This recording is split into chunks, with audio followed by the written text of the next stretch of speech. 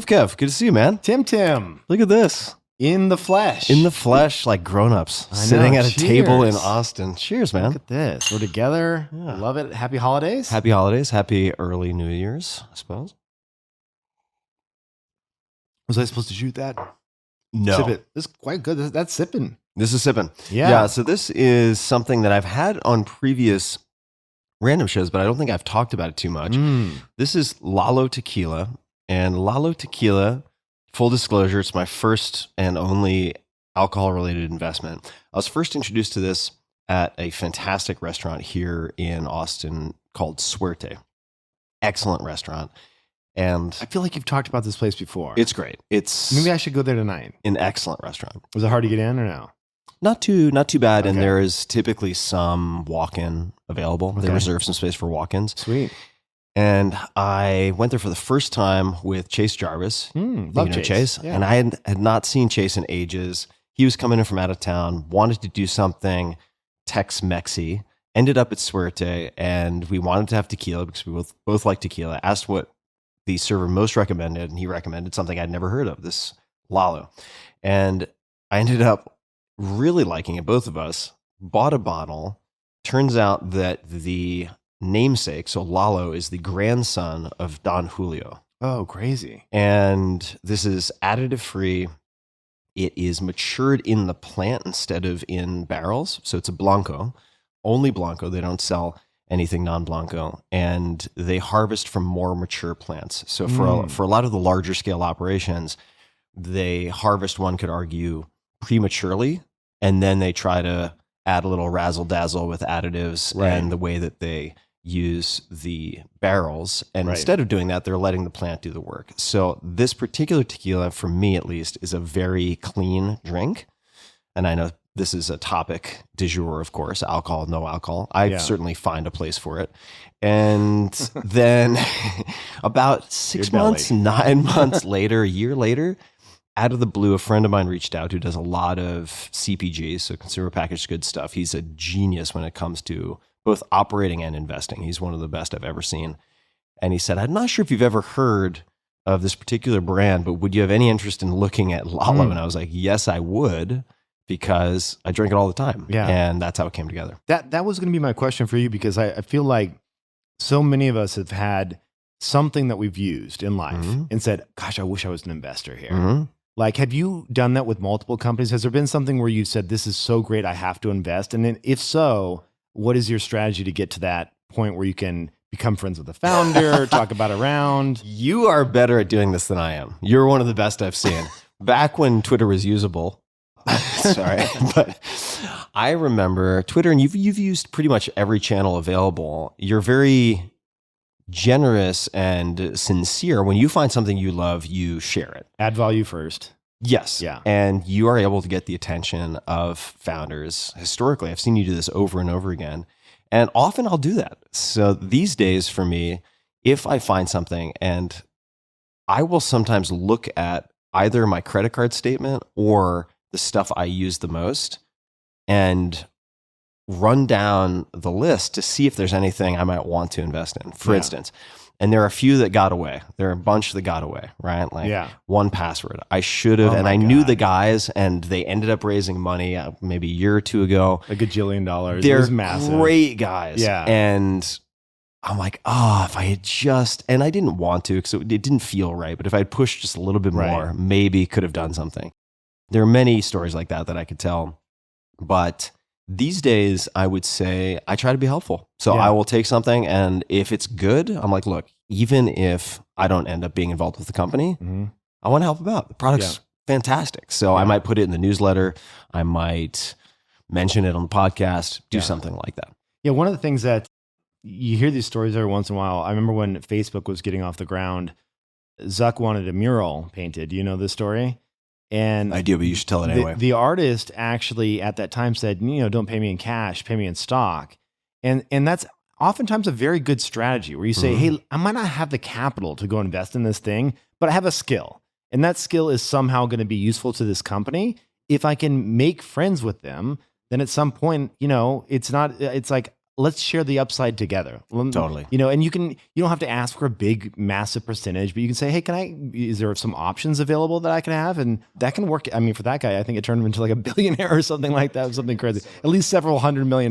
David Cho, who's fascinating. He has done some incredible and hilarious things. He's a very funny guy. That's very, amazing. very creative. I don't know, but I've heard that story so many times. He had a podcast called, I think it was DVDA, Double Vag, Double Anal, with Asa Akira, who's a porn star.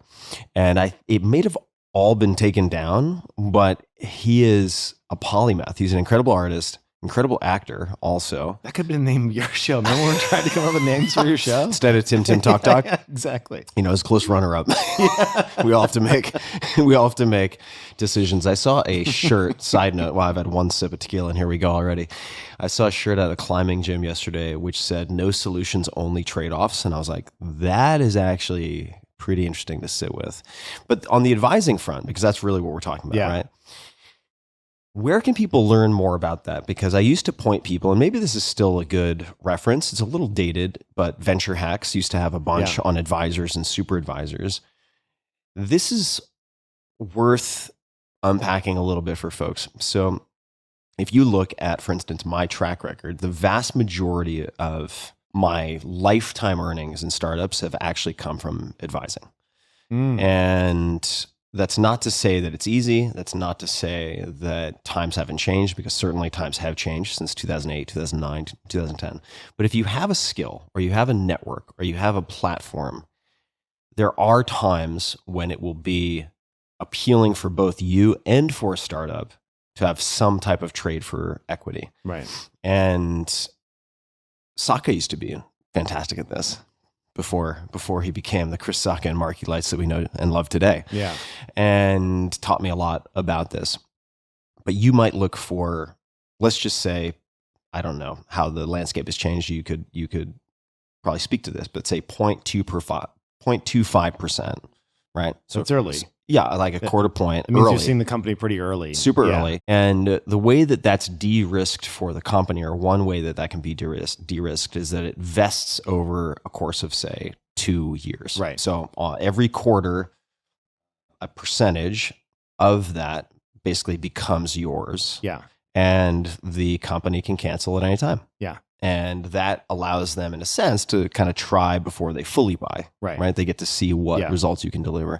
Any other thoughts on folks, or thoughts on folks? Jesus. No, we're one sip in. So, well, this is related to caffeine, which we're going to come back to at some point. So it's important to remember that every company that's out there, private company, when they're forming and putting together their cap table, like their list of investors, employees, all of that, they put together something called an options pool, which is a percentage of the company that is used to incentivize those employees to work there. And so when you join a company, you get X number of options and you earn them over, say, typically 3 to 4 years. Mm-hmm.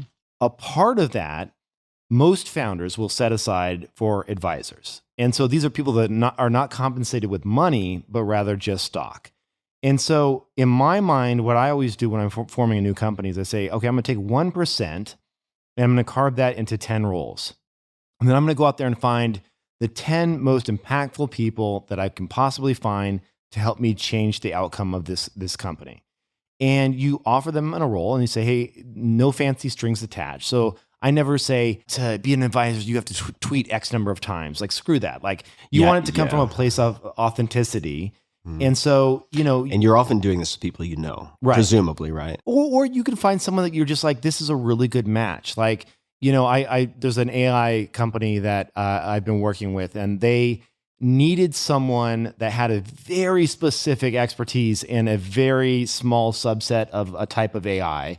And they found an advisor, and they didn't know this person, but they reached out. It never starts with, hey, we want to offer you an advisory role. It's a coffee. It's a hangout. It's a dinner. It's let's get to know each other. And it's like, hey, you might be helpful. And sometimes they'll say, no, actually, you can hire me as a contractor. Mm-hmm.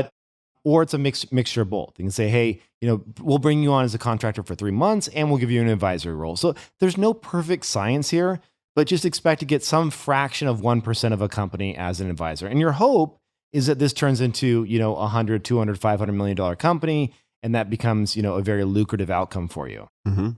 And I would imagine part of the reason that you're comfortable not having a laundry list of deliverables is because their advisor equity vests over a period of time. Yeah, it vests over a period of time. You can cancel it at any time. So if you're 3 months in, you're like, this person's not doing anything, you can just cancel it, and no hard feelings. Everybody they get a small percentage of that, and that's fine. Yeah. I would say that it's best in my mind not to overcomplicate things, especially with celebrities. Celebrities don't want to have like some type of crazy, 20-page document they have to run by their agent, and they have to go through with their attorneys, and they have to figure out, I'm going to have to show up at this event, or like screw all that. Like if you work with a celebrity and you find someone, you happen to know someone and they want to be an advisor, say no strings attached. Oh, by the way, we're doing this party in 2 months. You can come or not, right?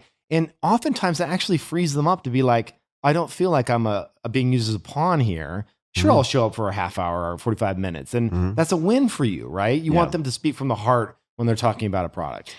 I think you would agree that time kills deals, right? Like deals do not get better with time, especially if you're dealing with someone who has an entourage or like a phalanx of lawyers, managers, agents, etc. Yeah. You want it to be an easy yes. Make it an easy yes. 100%. So I'll give you an example. Back in the day, when I launched Moonbirds, that PFP project, the NFT project that I launched, I talked to a handful of people, and some people that I knew quite well that were, very famous celebrities. There's one NBA player that is, Hall of Famer that I gifted a Moonbird to. And I said, hey, listen, he's like, I'm Web3 curious. I want to learn more about, Web3. And it's Ginobili, like, huge. Manu, yeah. So I gave him one, and I said, sweetheart of a guy too. He's a super nice guy. And I said to him, listen, you don't have to tweet about it. Like this isn't a pay for play thing. I would never want to do that. If for some reason down the road you think it's really cool and you want to say something, you can. And he never tweeted about it. But that's fine. You know what I mean? Because like he just wasn't vibing with it, or didn't feel that it was going in the right direction, or whatever it may be. And same thing for Jimmy Fallon.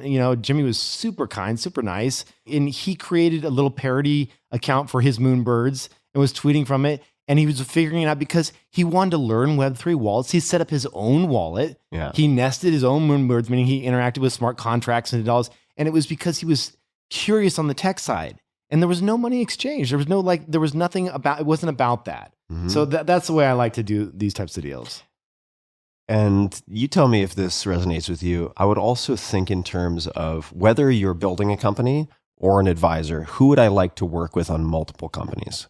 Because I've seen, for instance, in many of the cases where I've been an advisor, assuming you do a decent/good job, a lot of these people, if they're good, are going to be serial entrepreneurs. Right. And then you end up just advising. And they have their X-Men squad that they pull in to most startups. Yeah. That seems to me to be pretty common.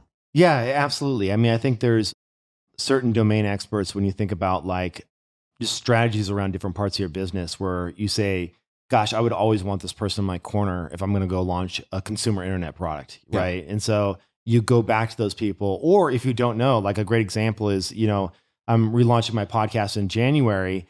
And one of the things that I just have been out of the loop on is a TikTok strategy. And I just really found a great company that had been recommended and had, worked with multiple top 20 kind of podcasts on their TikTok strategy because that's a hole that's missing. Right. And so I'm going to go out. I asked like 10 friends, who's the best at this, and then try and hone in on that person or people and then get them to, work on your behalf. And in this particular case, I'm paying them for it, but that's fine. I think twerking is the answer. Yes. I think coordinated dances and twerking, you might have a little... That's what you do for your advisory shares? Yeah, a little case of werewolf buns. I don't know if that's a plus or a minus on TikTok. January. Yeah, January. Let's talk about January. We're coming up on the new year. How are you thinking about New Year's resolutions, that type of thing? Yeah, so we do this every year. We do. I don't even want to go revisit our list because I'm sure they're horrible. What do you think your hit rate is on your previous lists? You had it written down. Do you have your last list? Can you look at it? I don't have it in front of me right now. I would say that over the years, I've become better. My hit rate is higher. 50%? Yeah, I would say it's 50%. That's about me too. I'd say it's probably 50%. Yeah. Which, hey, if that were startup investing, man, you'd be best of the best, right? Yeah. But you also don't want to set your resolutions like, brush my teeth 3 times a week. You don't want to set the bar so low just for checking the box. Right.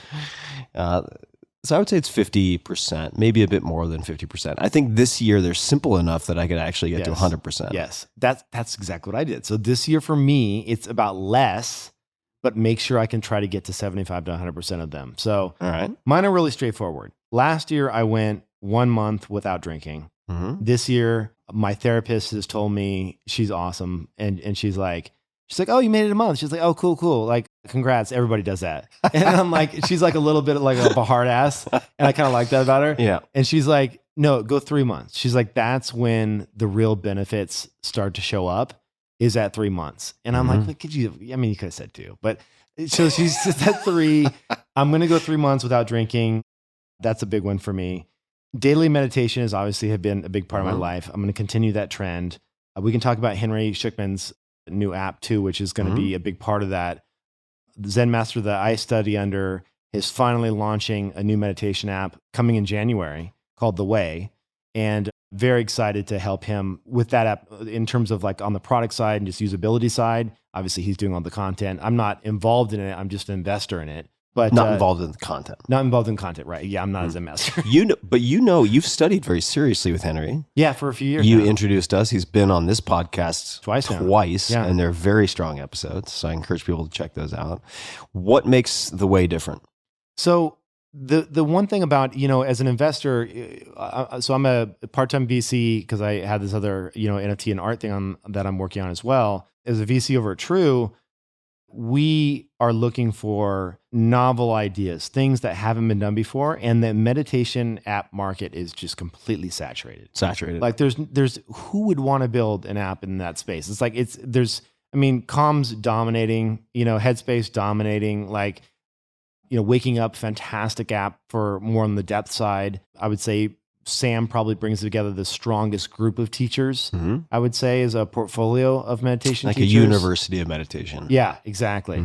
So Henry his approach is like, if you go into any of these other meditation apps, it's like a meditation for sleep, a meditation for anxiety, a meditation for this, 3-minute meditation, 2-minute meditation, 30-second meditation. It's all these different. Henry's like, he's very humble, but he's one of only, I think, 3 fully accredited Zen masters in his lineage of Zen in the United States. And he is bringing Zen, a flavor of Zen mixed in with some other types of meditation. And his goal is simple. It's the way, it's one path. There's no choose your own adventure. It's not it's not the ways. Yeah, it's not the ways, right.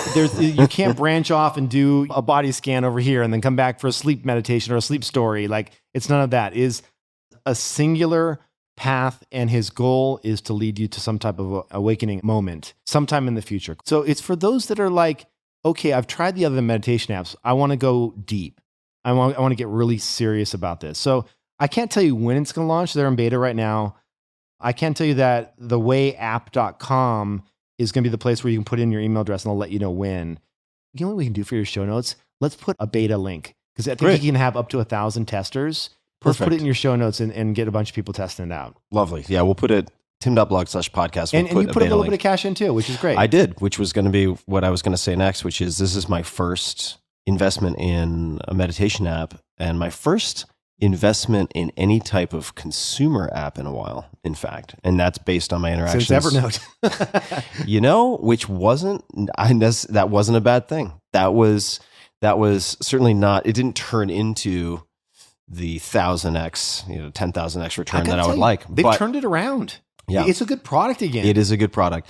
I still use it, believe it or not. And dude, this is actually on my list. Okay. Anyway, we'll get into that. But finish your thoughts. Well, I was just going to say that I learned so much about product. I learned so much about startups. I learned so much about scaling, what to do, what not to do through my experience with that company, where I was an advisor, because I didn't have the capital early on to really build out a large portfolio with cash alone.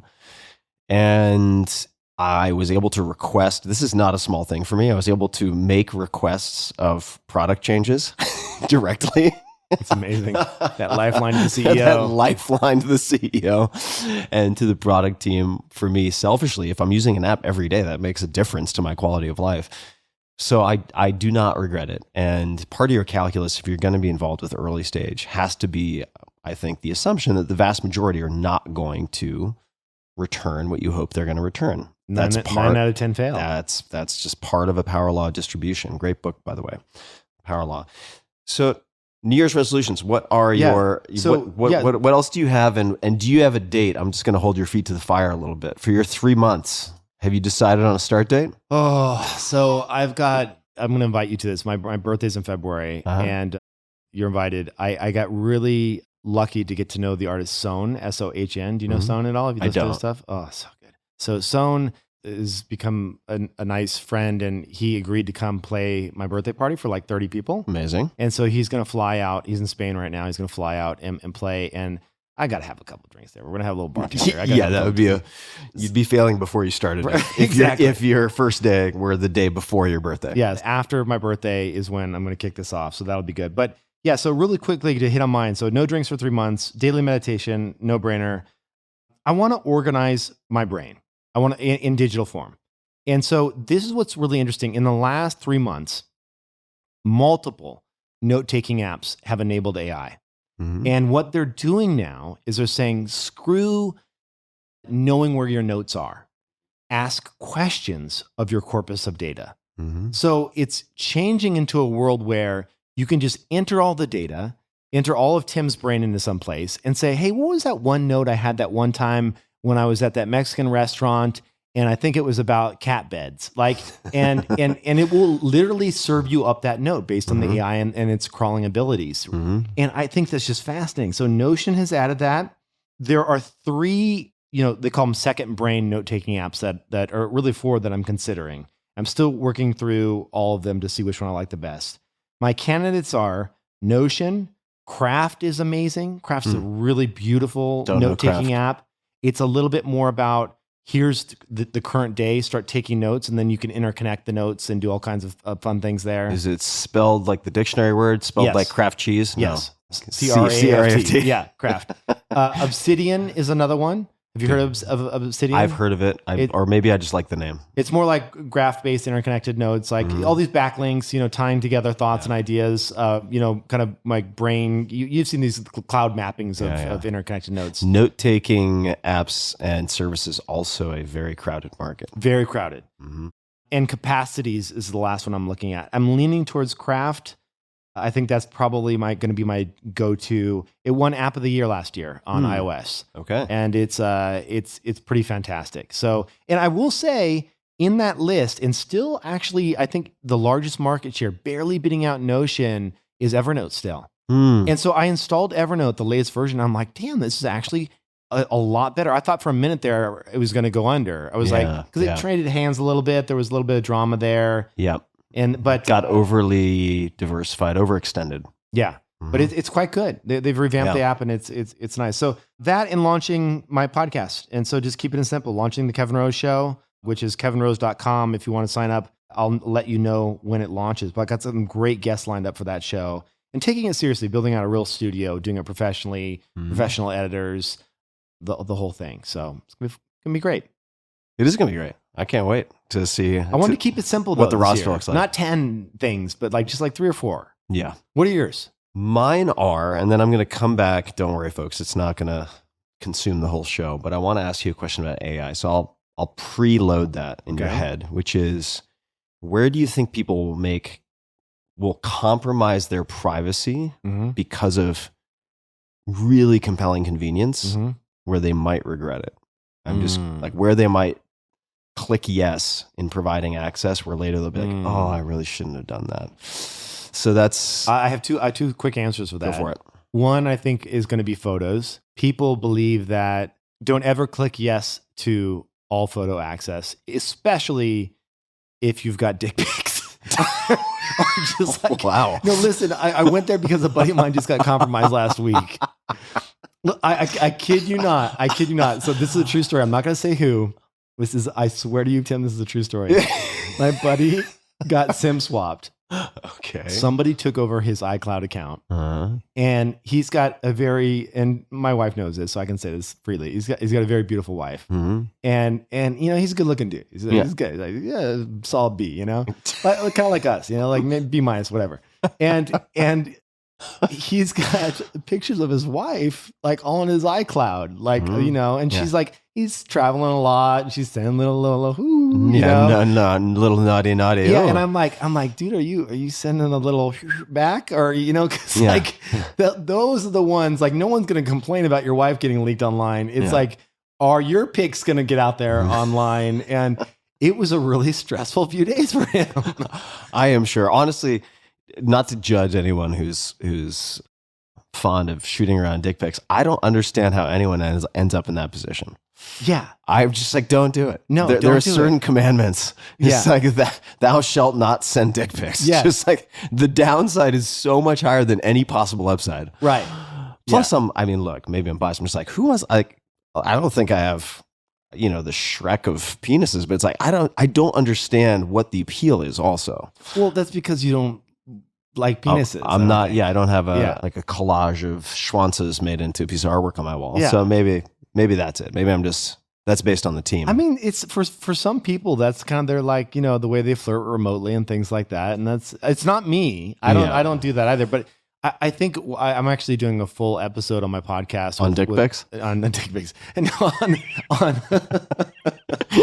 on locking down specifically iCloud, because I think it is the scariest place for hackers to gain access to, because they get your iMessage messages and they also get your photos as well.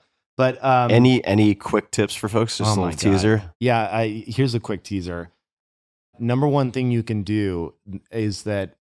So you want to hear the crazy shit that happened to him? No. This will blow your mind. Oh God, here. So we can 10x my paranoia. Here we go. It wasn't a SIM swap.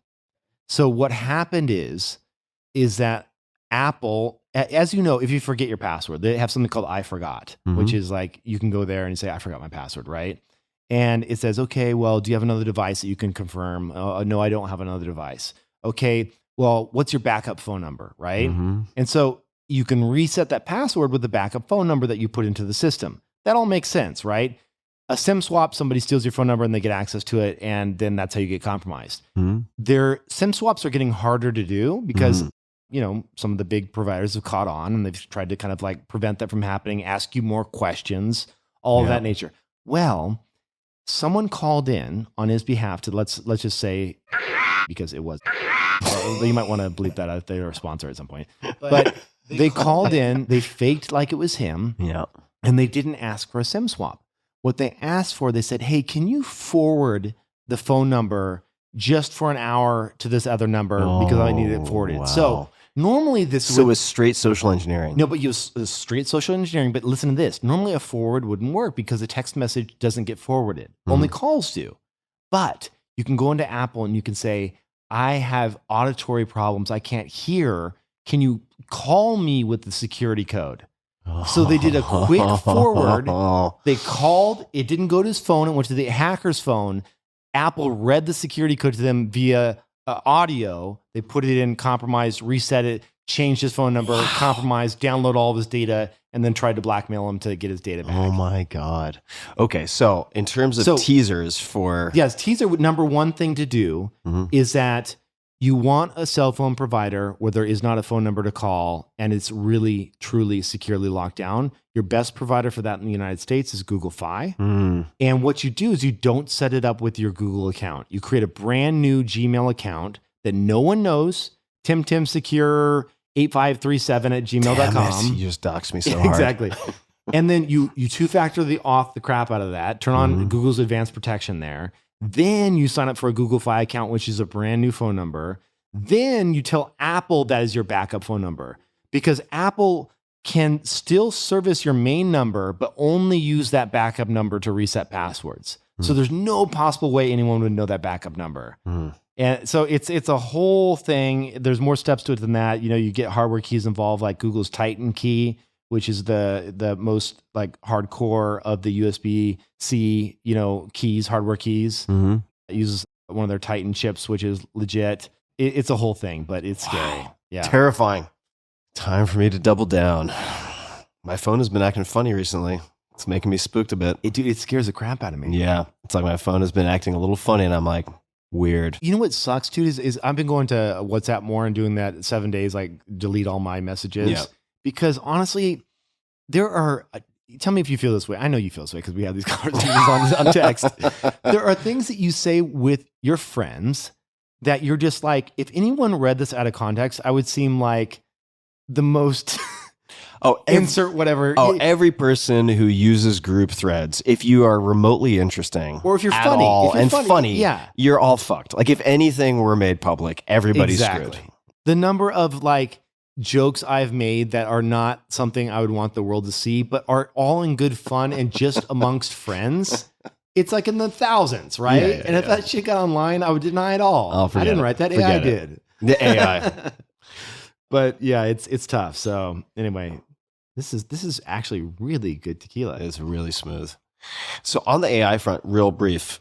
And then we said photos was the one part. You asked what were the two places what were the places where AI might compromise your data? So that's the first one. Yeah. So I think photos would be the main thing. And then the second one would be just this idea of these note-taking apps.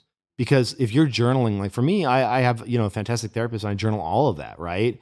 And so things like Obsidian, the reason I'm drawn to that one in particular is it's local only. So it doesn't sync to the cloud. And when it does, it uses a local encrypted key. So not even they can read your data. I trust Notion. I trust it. But if someone were to compromise their key on their end, in theory, even though the data is encrypted at rest, meaning like when it's not being used, it's encrypted on their hard drives, is still a potential vulnerability there. So that does, but at the end of the day, if someone really wants to read my therapy note, it's like, whatever, we live in a world where you can just be like, someone made that up. Yeah. There's a whole new world of plausible deniability with AI, and there's a whole new world of exploits too. Yeah. Wild. On the AI side, for people who might be curious, I've actually, not on my personal notes, but we have trained, or I should say rather Automatic, which runs WordPress.com, and I rely on their enterprise side of things for all of my websites. They have an AI feature, and they've trained this AI on all of my transcripts.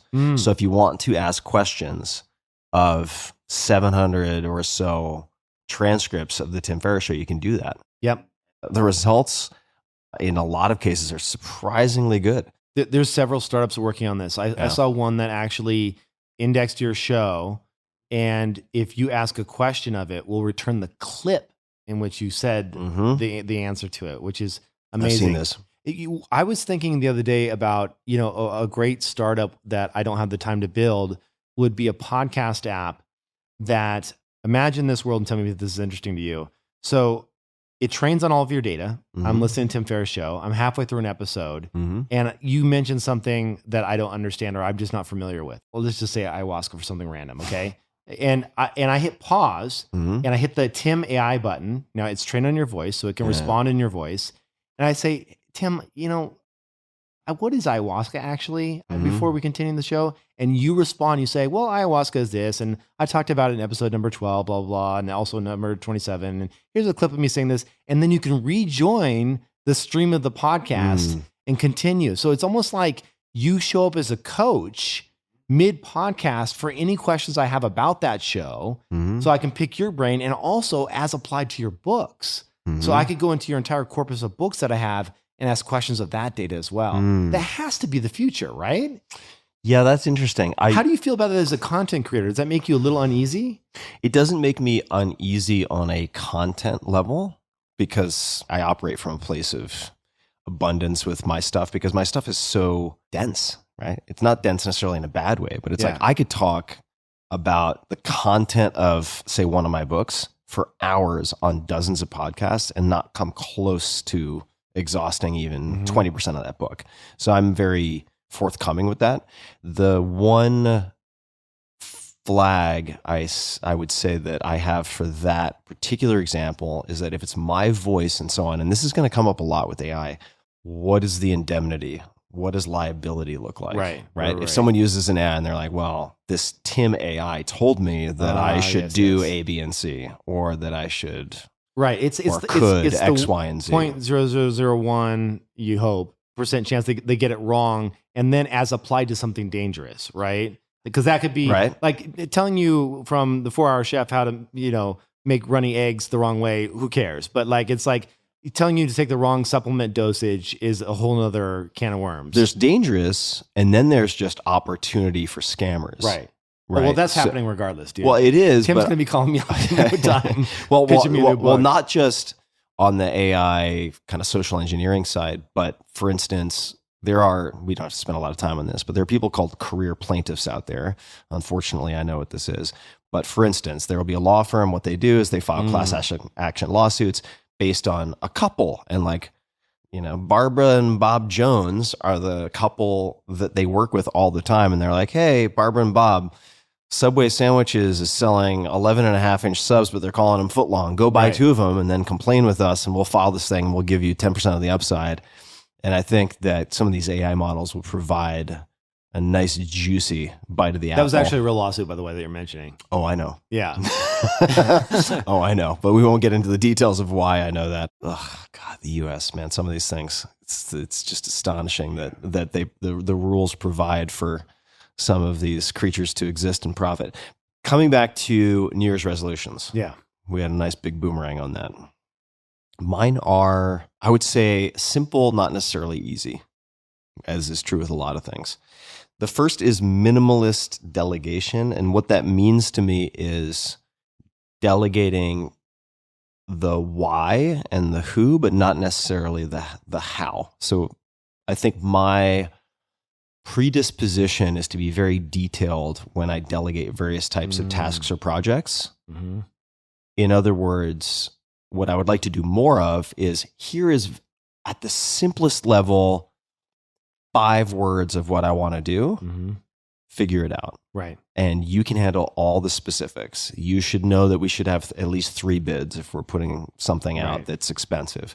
But to really take my hands off the wheel in terms of over prescribing the details, which I have a tendency to do because my mind is very detail focused. I'm very meticulous, but I've found that more often than not, I can point to examples of where I'm providing too much step-by-step detail. And also people who receive that in some cases feel like they're being micromanaged. Not only that, they're not building the muscle. Exactly. Because they need to understand where the only way they can kind of build that muscle around who you are and what you want is by making mistakes and you saying, hey, I would have done it this way a little bit differently because of X, Y, and Z. And then they learn from that mistake versus you just prescribing, and it saves you a shit ton of time. It saves a ton of time. So what I'm experimenting with, and I've already started doing this, and I think I've made a lot of progress, is say less.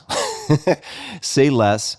And be available for questions, but otherwise make it clear that there's a certain degree of wiggle room and space for errors that is okay. So when your admin walks in, you say sandwich. If a meatball sandwich you throw it against the wall and you say, wrong fucking sandwich. That would be one way to handle it. And I remember there was, I want to say, a blog post a while ago that was written by either Ben Casnocha or Reid Hoffman, but Ben Casnocha used to be the, let's just call it like aide de camp or chief of staff for Reid Hoffman. And what Reid had said to Ben was something along the lines, and I remember this because I had to look it up. This would be a chance for me to interrogate like the Reid AI. Like, what do you mean by blah, blah, blah? He said, in the service of speed, I'm willing to accept 10% foot faults. And I was like, foot faults? Fuck does that mean? And I think it's a tennis reference, which is like when you step over the line, when you're serving and you get called for a fault.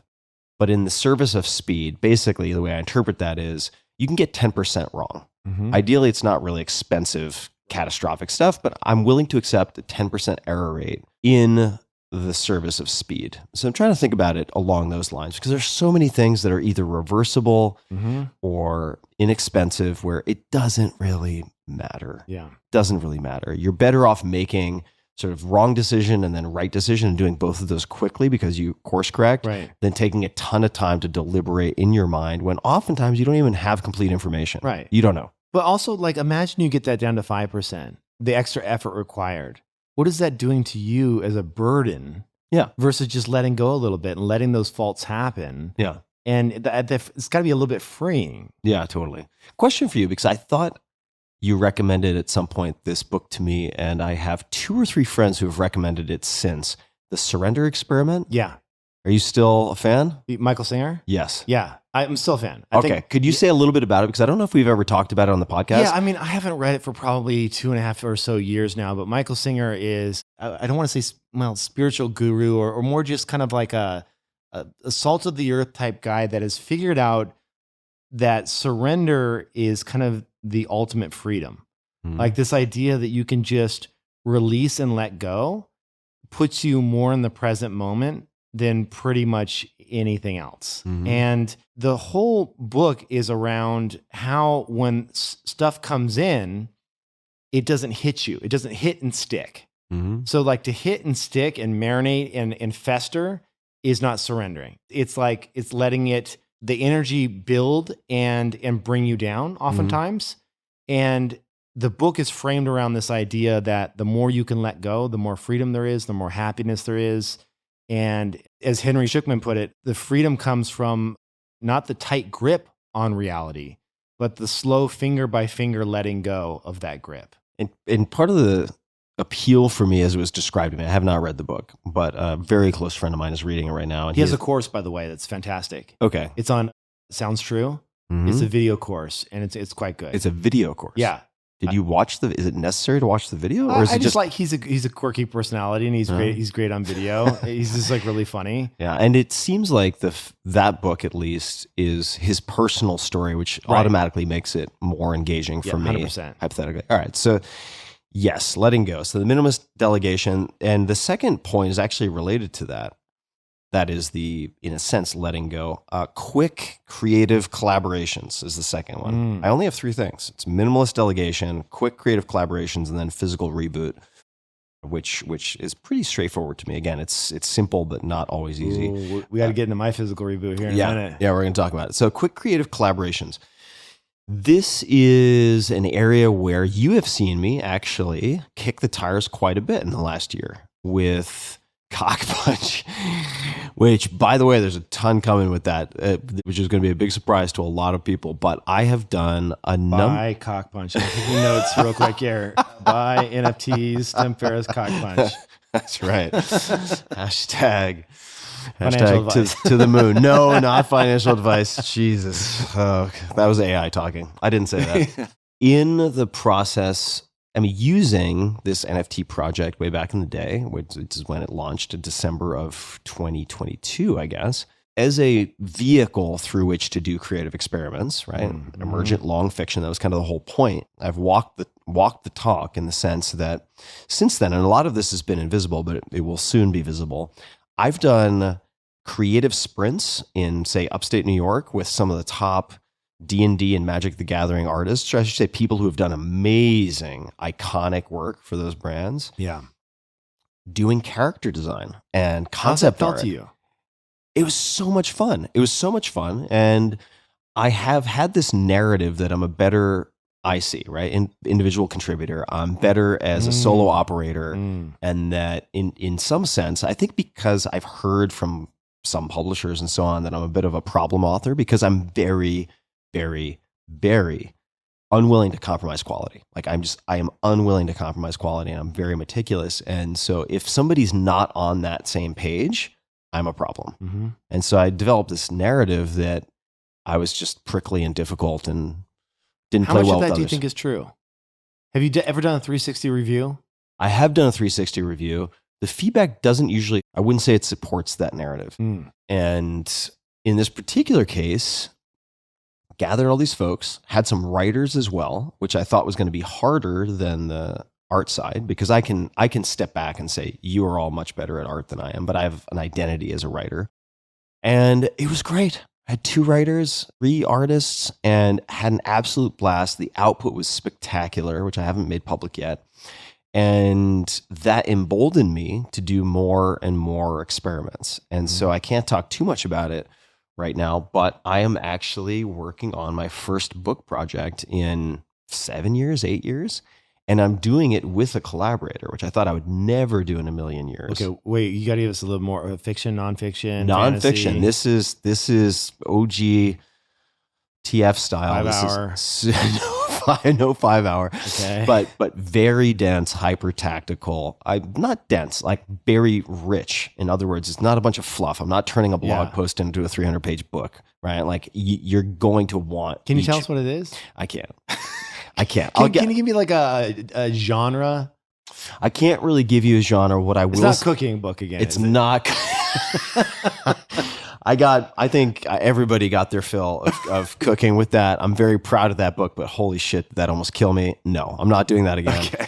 Also not making the foolish decision to say to myself, you know what I should do? You know what would be fun is for me to do 30 to 50% of my own photography for a 700-page cookbook. Don't do that. Not archery. If you're not a photographer, don't do that. It is so much work. Oh my God. I really respect to the photographers out there. I underestimated that one. But you dodged the archery question. It is an archery book. It's not an archery book. I'm planning on doing more archery. That is part of the physical reboot. Okay. But the quick creative collaborations, this book is going to be about, I would say, how to find the essential and ignore the trivial. That's the very broad strokes. I am collaborating on writing, which I thought I would never do. It is going better than I ever possibly could have imagined. And it has opened the floodgates for me to think about what other collaborations I could pursue. Screenplays, animation, television, who knows? But I've realized that if I am paired with someone who really gives a shit about quality and cares about being really proud of their work, I'm totally fine. I can collaborate really well with those people. They just have to have really high standards. And I'm excited to do more of that. So the screenplay side and like the TV and animation is particularly interesting to me. So becoming more adept with a format like a screenplay. And the format itself has intimidated me. And I feel like I just need to be locked in a room with someone really good for 2 weeks and be like, you cannot leave until you have something to ship. It can be a rough draft, but it has to be pretty much ready. And I think that's doable. So the quick creative collaborations is something that I'll be doing more of. And then last on the physical reboot, I have been such a piglet in the last month. You're looking thick. That's a THICC, folks. Looking thick. And I'm not in terrible shape, but I am planning on continuing to be a little piggy for Christmas and the holidays because I'm going to be home with family. And like, I love butter cookies. I love gingerbread cookies. This is kind of like you not committing to your 3 months before your birthday. That would be stupid. Yeah. So I'm going to be spending January, February in really intense outdoor training and skiing and ski touring and so on. So I'm not worried about burning off what I'm accumulating because that's going to happen, especially at high altitude. I'm going to try and visit you, by the way. Awesome. January. That would be fantastic. So the physical reboot is up there, and I'm optimistic about that because on the internal level, meaning biomarkers and so on, almost every biomarker is the best that it's been in like a decade. Wow. After the last year. That is not me. That sounds amazing. Yeah. And some of that has been certainly physical practice, exercise. A lot of that has been dietary. How's your ApoB? The best it's ever been. How low?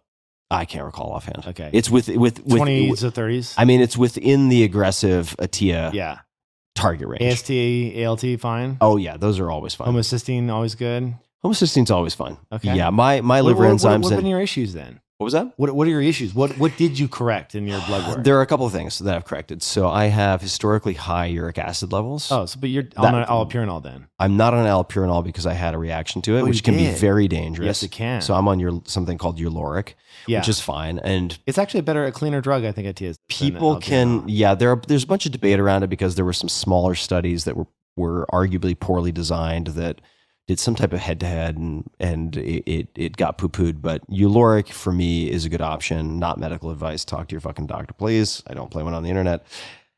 In addition to that, that's from your meat, by the way. You know that. That's your meat intake. No, it's not.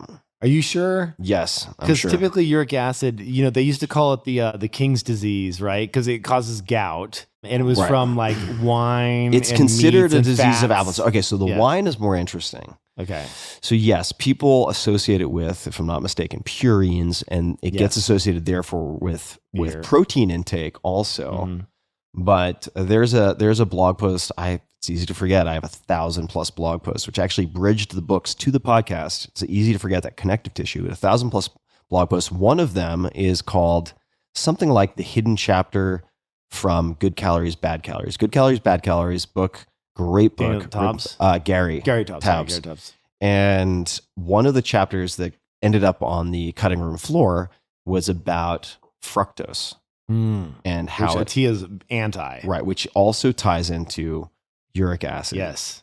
So what I have seen in myself, at least, it doesn't matter if I am carnivore diet, vegan, fasting, whatever dietary lever I try to pull, uric acid is high. It just does not matter. And that's also hereditary. This runs in my family. The other constellation of issues are all cardiac, like lipid profile related. Also hereditary. Dietary intervention, with the exception of one thing that I'll mention. Are you on a statin? I'm not on a statin. Okay, your is fine. So but just to be clear, so there are different reasons that your lipid profile can be out of whack. In my particular case, and I might be able to put something in the show notes as a resource. There are sophisticated labs or companies that will run labs that sort of fine slice a lot of this. Boston Heart? I think it's Boston Heart. Yeah.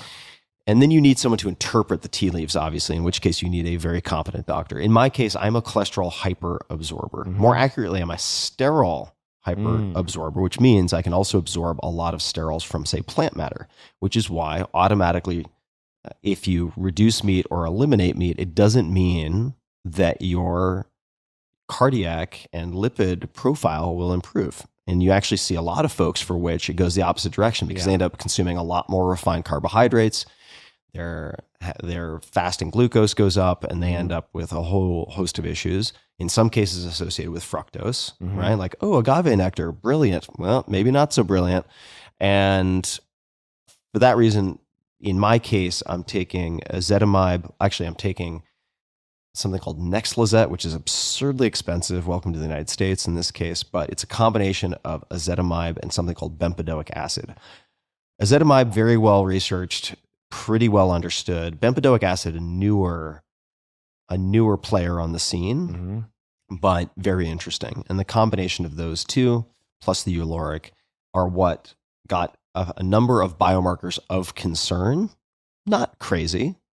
And I've done not only the usual cardiac calcium scores, which are helpful but incomplete in a lot of ways. I've also done angiograms, which you do not want to do willy-nilly all the time, but I wanted to see if there were any precursors to any issues. Yeah. So far, so good.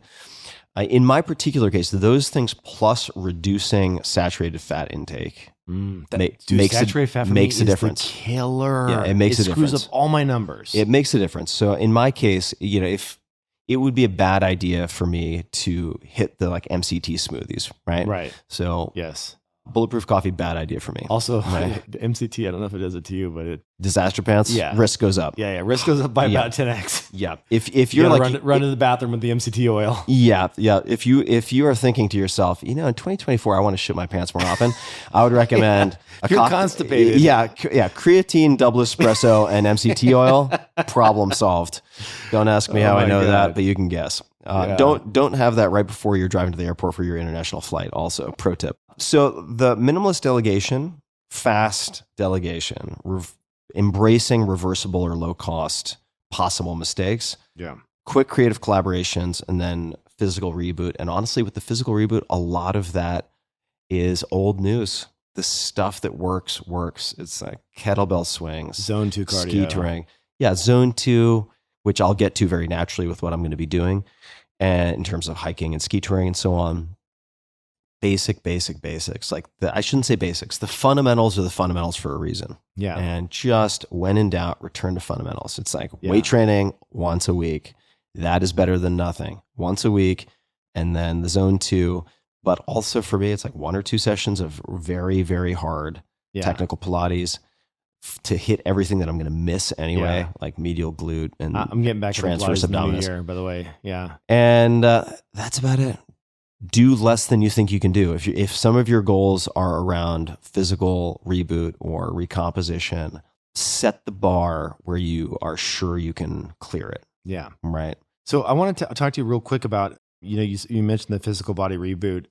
One of the things that all of my physicians, bougie to say all my physicians, my primary care physician, tell us President Obama has been concerned about is I have slightly elevated blood pressure, and it's not to the point where I should have it treated with medicine. Yeah, but there's breathing exercises you can do. There's a device called Respirate, which Peter Attia recommends. I don't know it. Yeah, it's fantastic. It hooks around your chest. It's like a strap, and then you put in some ear pods that are connected to this device, and it walks you through a series of breathing exercises, and it's clinically proven to lower your blood pressure. So Attia recommends that as kind of first line defense for slightly elevated blood pressure.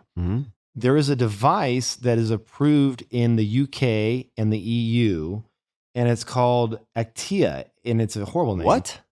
Actia, not Attia. They're going to get a cease and desist from Attia. Yeah, so it's AKTIIA. I'm wearing it on my wrist right now. Okay. So if you're watching the video version, you can see this thing is smaller than the smallest Fitbit. It's super tiny. The battery life is 5 days. It does every hour blood pressure monitoring. It's clinically proven accurate.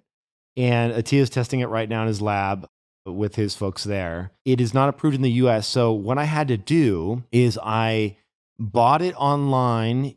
First, I got a VPN. I proxied into their website to make it look like I was in the UK. And then I bought it online, shipped it to a friend in the UK who sent it to me in the States. I then created a fake iCloud account in the UK with a fake email address and VPN to act like I was in the UK on a separate phone that I had not sent in, like one of my older iPhones. And then I was able to get the app installed through the UK App Store because it's not available in the US App Store, and got it to work. So technically this is not legal in the United States. Yeah, contraband. But it's, I'm actually monitoring it, and the breathing exercises are helping. High salt intake combined with water is huge. If you have a salty steak or anything, I can notice, just like when we first got into CGMs, you were way before I was, but into continuous glucose monitors, you got me into them, and you would be surprised because you would sit there and you'd be like, oh, banana doesn't do anything. And some people, banana shoots you through the roof, right? Yeah. Or rice for me, oh my God, through the roof. I don't know about you, but rice for me is a huge offender. Rice affects me less than it affects you, but it affects a lot of folks. Yeah. Footnote, in a previous episode, we talked about the rice cooker, which drains out the carbs. Water, which dramatically reduces the glycemic response. So, but back to our scheduled program. Yeah, we can link that in the show notes as well. But this for me has been okay, I just had a salty meal. Now let me chug a bunch of water along with that meal. And actually, I will notice a difference. I do not get into those, what they call the high orange levels of blood pressure just by my water consumption. So, meaning you help or hurt? Meaning if I drink water. By drinking more water. Yes, drinking water. And there's evidence to back this up. He's had people on the podcast that have talked about this. But anyway, it's another device that I hope, knock on wood, they've submitted to the FDA. Hope is that we'll have this device approved in the States here, I don't know, next 6 months to a year. So we'll see. Very cool. Anything else on the physical reboot side? I mean, the 3 months with no booze, I think, is going to be, if you can do it, no offense, it'll be a revelation, I think. It's going to be amazing. Speaking of it, it looks like you're not a big fan of your own tequila. Well, I just noticed you're not really drinking any. So, first of all, no, I mean, if you don't like it, it's if you're just selling it, that's fine. It's also, we started recording at 3 p.m. So usually I'm not a 3 p.m. drinker, but you know what? I want to be in bed by 7. So it'll be okay. Since okay. So since we're just checking back into the home anyway, where they're gonna put our socks on and put us to bed. No problem. Exactly. Yeah. All right, dude. Let's retire at the same retirement home. That'd be so fun. That'd be so much fun. Yeah. Well, I'm not gonna say something. I was going to say something really bad. Cheers, man. It's nice to see you. Cheers. And so let's talk about always enjoying that. Taking breaks from stuff, because I have kind of a wild story, which I don't think we've talked about at all. I have a number of wild stories. Oh, yeah. I got one big one for today. You have a big one. You have a big one too. And I think these are going to be interrelated in a sense. I'll piggyback half of it after what I believe you're going to share. But I took a month off of caffeine, anything caffeinated, which was the cold first turkey? Cold turkey, which was the first time I've done that. Probably, I would have to imagine, since I was 16. Well, I mean, it's been forever. Let me ask you a question here. Yeah. Why would you do that cold turkey? Why not just do like, oh, I have a cup of coffee today, and then maybe a quarter cup a few days later? Like, why go? This is like the extreme Tim. Well, did you get headaches? It's you must have gotten extreme. something. Yeah, I got headaches, but it was during a period where I could. But you had accept- Vicodin, so you were fine. No, I didn't use Vicodin. I knew that I could accept the headaches. And I had a period of time where there really was a low cost, where like professionally, I was taking 3 to 4 weeks off the grid. And I knew that I had a grace period where I could sustain it. So I did effectively no caffeine, no alcohol, and I suppose the most important other item. No sex, no ejaculation, which is, we can talk about that. But that's pretty easy. The harder one is I did nothing sweet. So not just containing sugar, but nothing sweet. So anything that has an artificial sweetener was out. Would you consider this tequila sweet? I would not consider this tequila sweet. And there is a bit of subjectivity for a lot of it. It has sweet notes to it. Like it's not, it's got some floral notes to it. But by the kind of letter of the law, I wouldn't consider this subjectively to be sweet. But for instance, any kind of juice, out. Any type of sweetener, of course, out. Let's just say different types of plantains. If they are sweet to the taste, they're out. Sweet potatoes, out. And was that hard for you? That's not hard for me. It doesn't seem hard, but let's just extend this. Almost every toothpaste has sorbitol or some kind of crap in it that is a sweetener. So no brushing your teeth for 2 weeks. I brush my teeth with sodium bicarb, just baking soda. Straight up. I brushed my teeth with that for a handful of weeks. And what you also realize is in the US, or in this case when I went to Korea, if you ask people if A, B, or C has any added sugar, there is sugar or some type of sweetener in almost everything that you come across. That was interesting. It was challenging because it severely limited what I could eat. But the caffeine was an amazing experience. Now, I alluded to this a little bit earlier. I'm back on the sauce over the last week and a half, which I regret, number one, and I'm paying a lot for. Like, there are costs. I can explain. Sleep? So let me back up, and I'll just give you the punchline. Well, tell us why you did this to begin with, because you didn't mention that. Like, there wasn't a New Year's resolution. Why? Yeah, so the reason I did, it started because I was in South America doing a bunch of weird stuff, and there were restrictions, and then I just extended everything. By weird stuff, let's psychedelic stuff. Yeah, psychedelics. Okay, which will tie into a part of my strange story later. But I hadn't done the type of training I was doing in South America in probably 5 or 6 years. And so I took restrictions very seriously. I think that is important, in my opinion. And then I extended them all. And I wanted to see, in part, because I met someone who said they had stopped drinking anything caffeinated, cold turkey, because they felt like a loser, because they'd become dependent on it. And they missed a really important ski day, like one of the first days of the season, and they're a really good skier. And they were with a group of people, and I believe they were the only person who skipped. And that day, they were just like, no more. And to this day, like 2 years later, caffeine free. Wait. I lost something there. Mm-hmm. When I wake up in the morning and I have a cup of coffee, I can go skiing. Why did they miss skiing? Because they couldn't have coffee? Because they didn't have coffee that morning, and they were so tired they felt like they couldn't do it. Okay. So they stayed on the ski lift. Instead of getting off, they just went around, went straight back down. That's amazing. And called it a day. And to their credit, they gotta be under the weather or something. But to their credit, they were just like, this is fucking loser behavior. Enough. And they went to zero. That caught my attention because when you talk to someone, no offense to anyone who fits in this category, but let's just say if someone is a Mormon and they've never had caffeine, that's not my life, right? They've never had a hit of the sauce. I mean, although technically there are workarounds like Diet Coke instead of coffee, but we're not going to get into the weeds here. But like if somebody hasn't had a taste of the like delicious poison, there's nectar. So many things, right? Yeah. There's so many things like this where it's like, okay, if you've had one significant other and you've never been out and about and like sampled the buffet of the world, like we can't really it's very hard to have an apples to apples talk about relationships. Like it's a different situation. Right. Same with caffeine, but this person had been hitting the sauce for decades and then they got off. And that was inspiring to me. Then I had this restriction and I just extended it. And just to give the punchline, my sleeping issues that I've had for decades, every single one just vanished.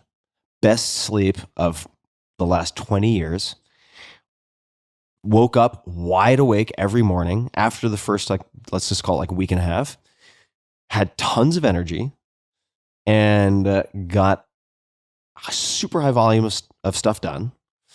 And what I realized, and the part of the reason to answer your meta question, why did I do all of these things? I was curious what my real baseline was. Like, what does real baseline look like? What is Tim untouched, unaffected by all of these various supplements? Oh, that's another thing. I took a month off of all supplements. I only took my prescription meds like the Uloric and so on. Yeah. I got rid of all supplements. And no DECA or testosterone or anything? No DECA.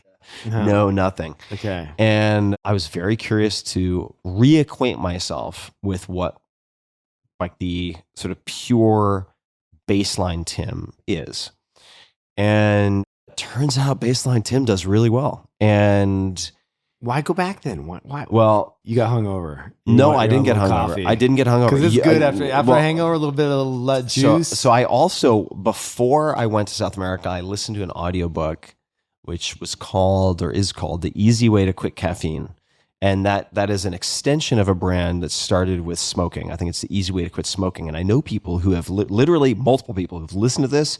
They have their last cigarette and they're done and they stop.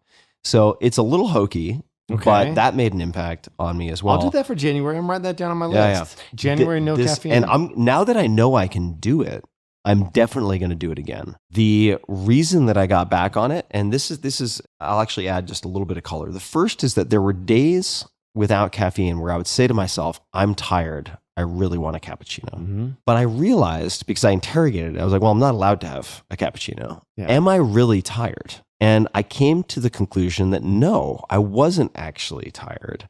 I just wasn't fucking wired. You see what I mean? Like my normal had become multiple coffees in the morning and God knows what else.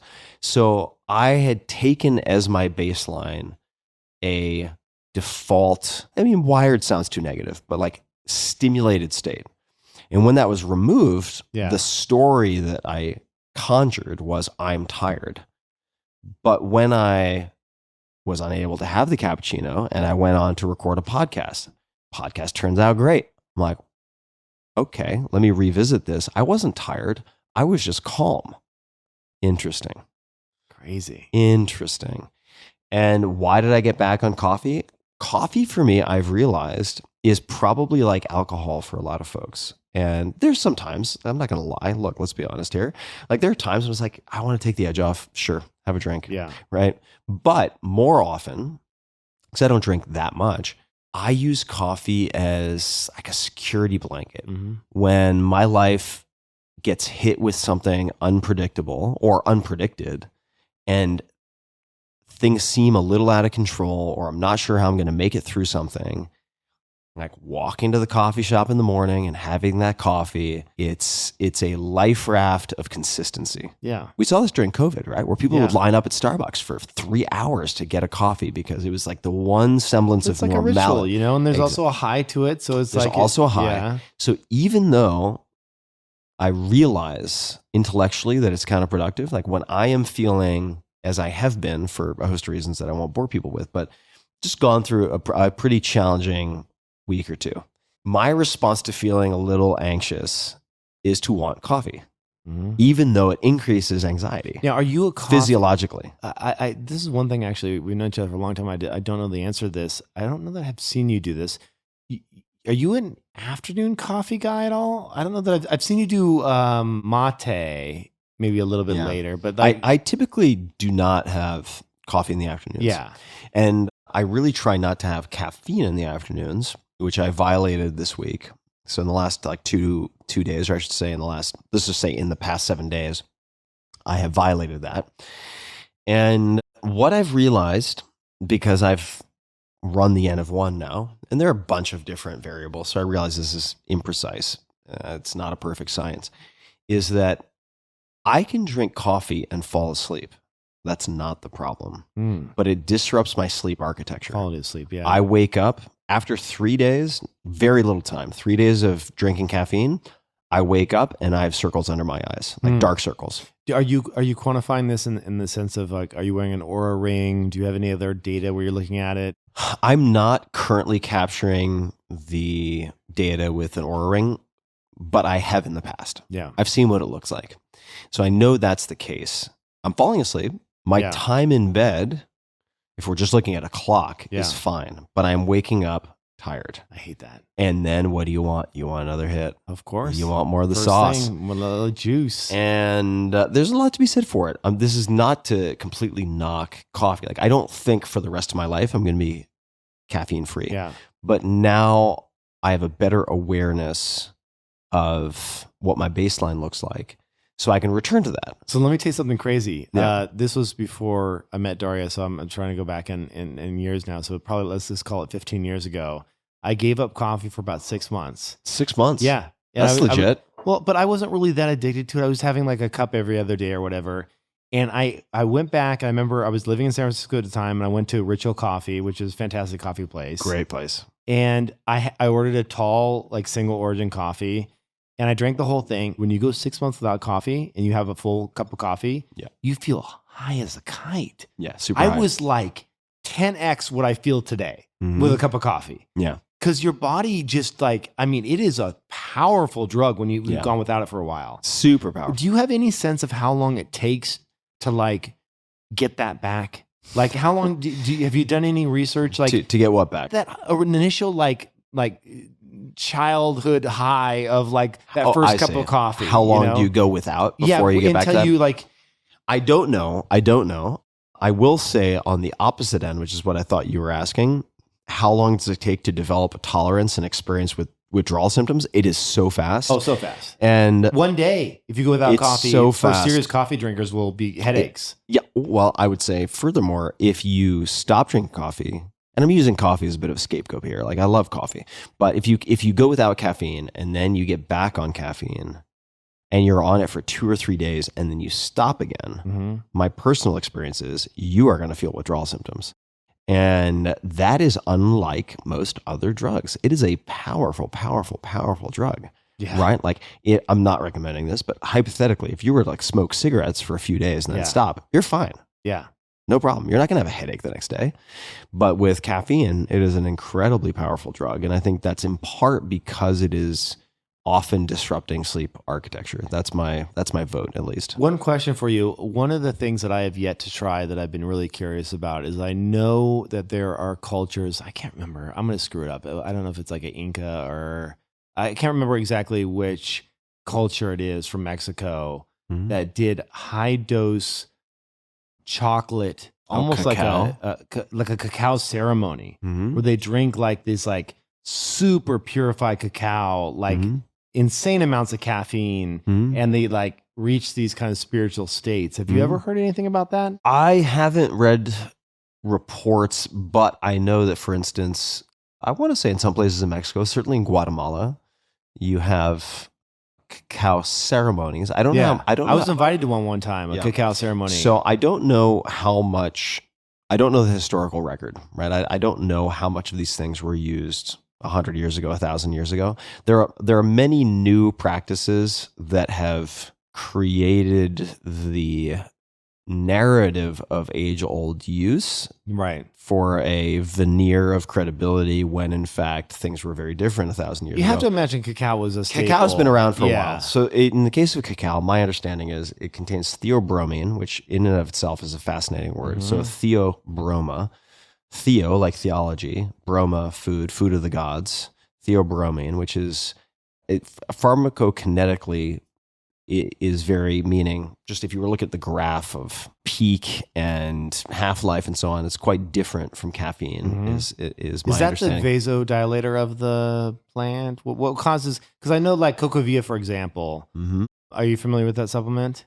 Cocovia? Yeah, it's a cacao supplement from a large company, I believe. Yeah, from Mars, actually. From Mars, yeah. But the crazy thing is like, I was talking to Rhonda Patrick about this, and she has had one of her, I think it was her mother-in-law or something like that, high blood pressure, takes Cocovia, drops it down because it's a vasodilator, and is a big fan of it as well. And it's been showing cognitive improvements as well. Yeah, I'm not sure. It very well could be the case. I mean, when you get the dose makes the poison, the dose also makes the transcendence for a lot of different plants. Yeah. So in the case of cacao, I have experienced higher, let's call it higher dose cacao, and you can reach an altered state for sure.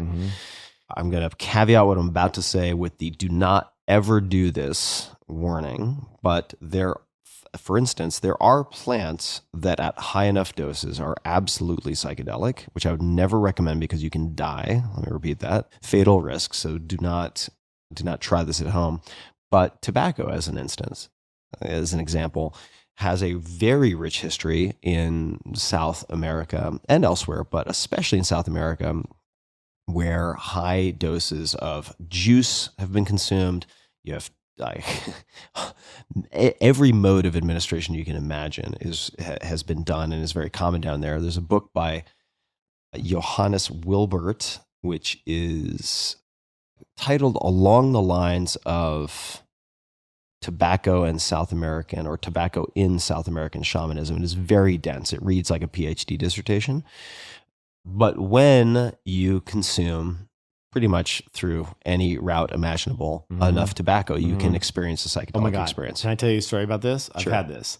So I was in San Francisco at the time, and they have, this was, I call it a decade ago, they have a bunch of, chefs that are very experimental. I won't name the chef, but it was a 1 Michelin star chef that tried, that infused tobacco leaves into an alcohol. Oh boy. And you have to be insanely careful. If you look up online, like you said, if you put too many leaves in the infusion, you will have a lethal overdose of, nicotine that will kill you. Yeah. And so this chef knew what they were doing. I would never try this at home. They made me a bourbon infused tobacco cocktail. And I was like, it sounds interesting. I'll give it a shot. Hope you don't need to sleep anytime soon. No, listen, I drank this one drink, and I'm like having a good time, getting a little chatty, like, ooh, this is fun. And then, dude, I get up to use the bathroom. Oh boy. And I swear to God, it felt like my feet were sinking into the ground as I was walking. Where like I was walking down like to the stumps of my knees. Like I was like, my legs were like collapsing as I was walking. You're like, wait a minute. And I was like, because I don't smoke tobacco at all or anything like that. And it like hit me like a ton of bricks. And I'm like, I am high as shit. Like it is a very potent substance. Like you can, especially for non-smokers, you got to be really careful. So coming full circle, right? So cacao, powerful, fascinating plant, sacred in a number of different cultures. Tobacco, be very careful, folks. It is powerful and potentially lethal. And then coming back to caffeine, it is as I understand it, the world's most commonly consumed psychoactive plant. Right? Via tea. Tea is the number one. Tea and coffee. Yeah. And it has this place. I love my cup of coffee. Trust me. I had one this morning. And I think the exercise, if you can do it, not everyone can, but of rediscovering what your baseline is. Like what you actually felt like when you were 12 or 15. I'm actually writing this down. So valuable. It is so valuable because I now know what that feels like, and I know that I can return to it as an adult. Yes, that it holds true to anything that you're doing that, call it alcohol, any substance that you've become dependent upon. Yeah. Right? It doesn't have to be just caffeine. It can be anything that you've like, that you almost feel like you can't live without. Yeah. Right? Sugar, carbs, some activity. Traveling, late night pizza. Yeah, late night pizza. I mean, like if you're a road warrior and you just travel all the time because you say yes to everything, like, okay, what does it feel like to sit at home? Yeah. If such a thing exists for you for 1 month, what does that feel like? Yeah. And if a bunch of weird stuff comes up, like maybe, as Tara Brach would say, like to one sage, only one question matters. What are you unwilling to feel? Oh my God, I have to have her on the podcast. That is one of my She's great. Top guests. If you haven't read it, folks, Radical Acceptance, which Yeah. I owe Dar thanks for. So if you don't Dar get the reference, is my wife Daria. We call him TimTim. So this is which came about. family. Actually, let's give people like a real look into the archives. So TimTim came about because we were on a trip to China to drink pu'er tea all over the place, right. which was one of the weirder trips I've ever been on for a lot of reasons. We were in the Yunnan province together in the middle of nowhere. We had some very strange experiences on that trip. Drank a lot of tea. Had a motley crew of people with us along for that ride. And there was another Tim on the trip. So there was a question of how do we keep the two of you separate? Yeah. And you came up with, I believe, TimTim. I mean, it was a collaborative kind of real time decision. That's how TimTim came about. Yeah. So Daria, who is a neuroscientist by training, which is why I actually took the book Radical Acceptance seriously, because at all due respect, I love Tara, love this book. It had a huge impact on me, but the title gave me an allergic reaction. I was like, oh God, another one of these. Like, I just sounds hand wavy. Okay. Kumbaya, didgeridoo. Like, okay, I just can't do it. But the fact that Daria, who has one of the lowest tolerances for bullshit hand wavy stuff that I know of, the fact that she said she gained from it gave me permission to dive into it, which then had a really big impact on me. So coming back though, if you feel like you can't live without X, that is often a great signal, or at least a prompt to ask yourself, what might an experiment look like for 2 to 4 weeks to go without X? Been super valuable for me. That's awesome. I wrote it down. No caffeine in January. I'm going. I'm serious. You know, I might double down and do it with you. Let's do it. Yeah. No calf. All right. Let's talk about my experiment, shall we? Yeah, let's do it. I'm excited. Right. I'm excited about this because I also don't know the details. I know that you saw the text messages. I saw some of the text messages and I was very curious. Okay. So this is a big one. You're pregnant. I'm pregnant. What was the one where Arnold Schwarzenegger got pregnant? What was that? I can't remember the name. Yeah. But yes, I know the movie. Basically, I have the same physique too. So basically, you know, for people that know me or don't quite know me, like, you know, I've done a bunch of stuff in terms of being like an entrepreneur and an investor and these different things. And one of the hats that I put on, you know, a couple of years ago was dabbling in the world of Web3. And Web3, for those untrained, it's cryptocurrency. It is decentralized internet. It is NFTs. It's art on the blockchain. It's ownership, right? If 1.0 is read-only internet, 2.0 is read-write, 3 is actually owning a piece of what's on the playing field. So it's a very exciting frontier, and it's filled with a bunch of explorers that I would say it's a small number of people. In terms of people that are excited about digital art, call it 250,000 people or less. But it is, a serious group of people that are enabling a new canvas to take form in front of us. And I believe in my heart of hearts that for all the bad press that we see about NFTs and all the scams, and don't get me wrong, there's tons of that shit. There is something true about if you had to close your eyes and wake up in 20 years, will collectible digital art be a thing? Of course it will, right? And the blockchain is a perfect place to prove provenance, to prove scarcity. There's a lot of advantages there.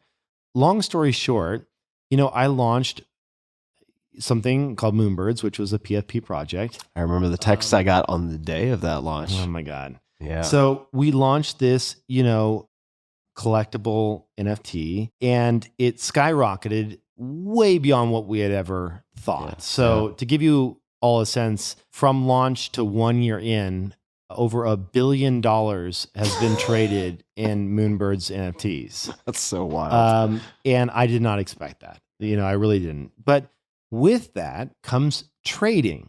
And I have never lived the world of trading. I've grown companies to quite some size, but I've never taken a company public. And when you take a company public, i.e. NASDAQ, New York Stock Exchange, you deal with the ups and downs and feedback from people that are now stakeholders of that particular company. It's different. This isn't equity. Holding an NFT does not make you a shareholder. It's very different. But they still pay attention to what is the price of this NFT. Yep. So when the NFT goes up, times are good. People are happy.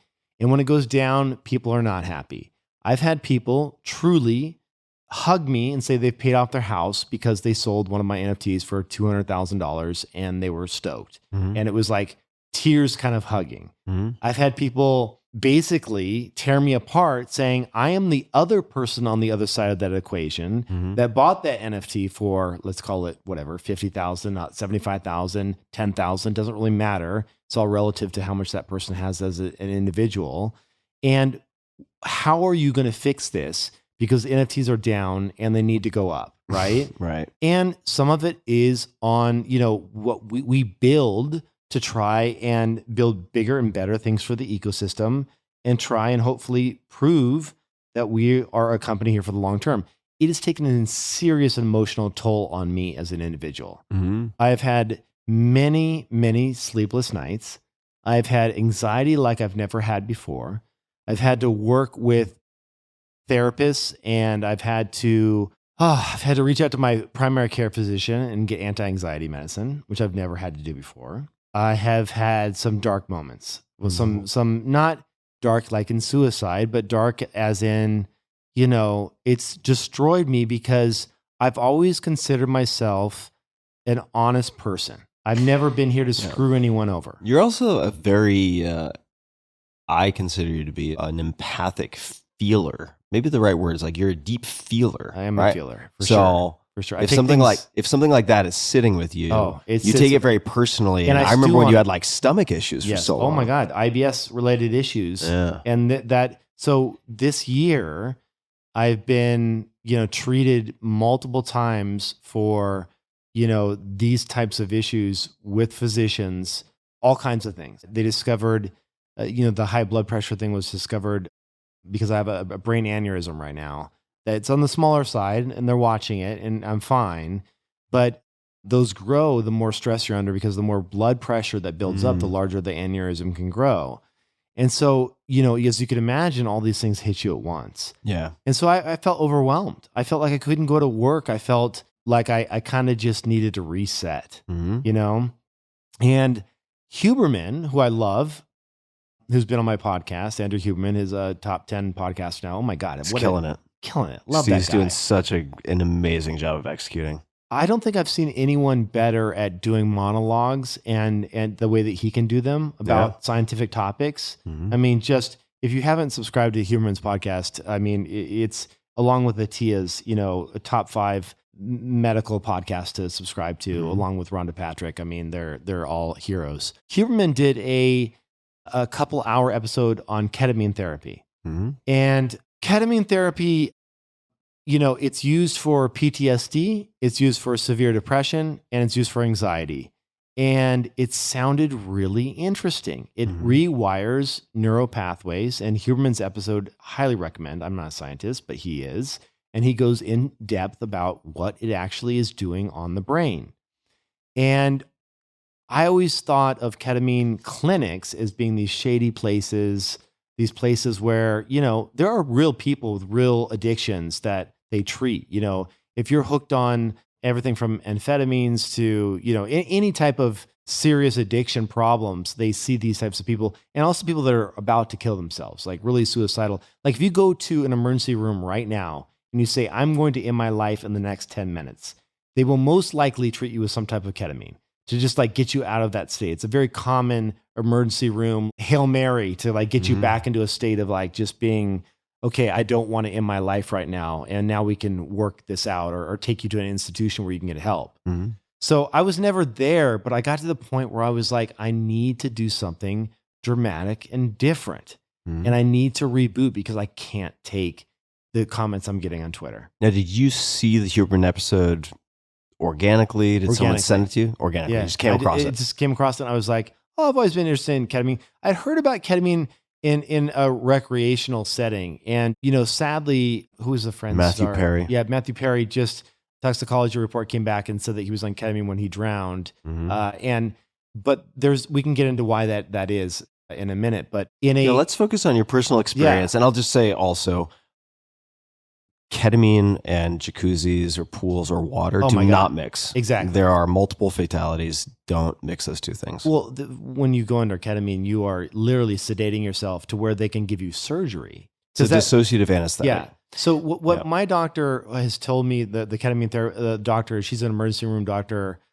that did my treatments, is she said to me that if you came, she was a 10 or 15 years emergency room doctor. And she goes, if you came in and you had like dislocated your hip, she goes, I would give you what they call a bolus dose. Is that what they call it when they? A bolus is right. I mean, they're giving you a lot at once. A lot at once. They just like push it all in, right? Yeah. And she's like, I would give you that to about like, I can't remember the exact X, but it was a multiple on what they give you for therapy to put you under so I can get that hip back into place. And then you wake up feeling fine. Unfortunately, with Matthew Perry, he took a dose that was equivalent of subconscious fainting, falling asleep, drowning type dose. And they said the toxicology report, I read it, he had that level in him that would have put him in that state of kind of like passing out, right? Yeah, drugs and water don't mix, folks. Don't mix. Anyway, so it wasn't my point. It wasn't the fault of the ketamine. It was he was using it recreationally versus under supervision of a professional, which is what is needed. So I found this clinic in LA. They literally have the set and setting right. So they're all about like you come in, it's just beautiful, comfortable, peaceful music, really relaxing, reclining chairs, eye mask, because it's important to go inward. It's not about just getting this therapy and looking around the room. Music with like drums and beautiful, like sometimes I pick my own playlist. I did a little bit more like chanting, you don't want like lyrics or, anything to distract you. And they have you hooked up to a blood pressure cuff that measures throughout the time, a heart rate monitor, like really professional setting. It's called Golden Afternoon is the name of the clinic in LA. It's an amazing name. It's an amazing name. And the doctor there, top tier, school emergency room doctor, is legit as they come. So I felt really comfortable because, a lot of this is about set and setting and comfort. Yeah. And safety. And safety. Yeah. So I went in there.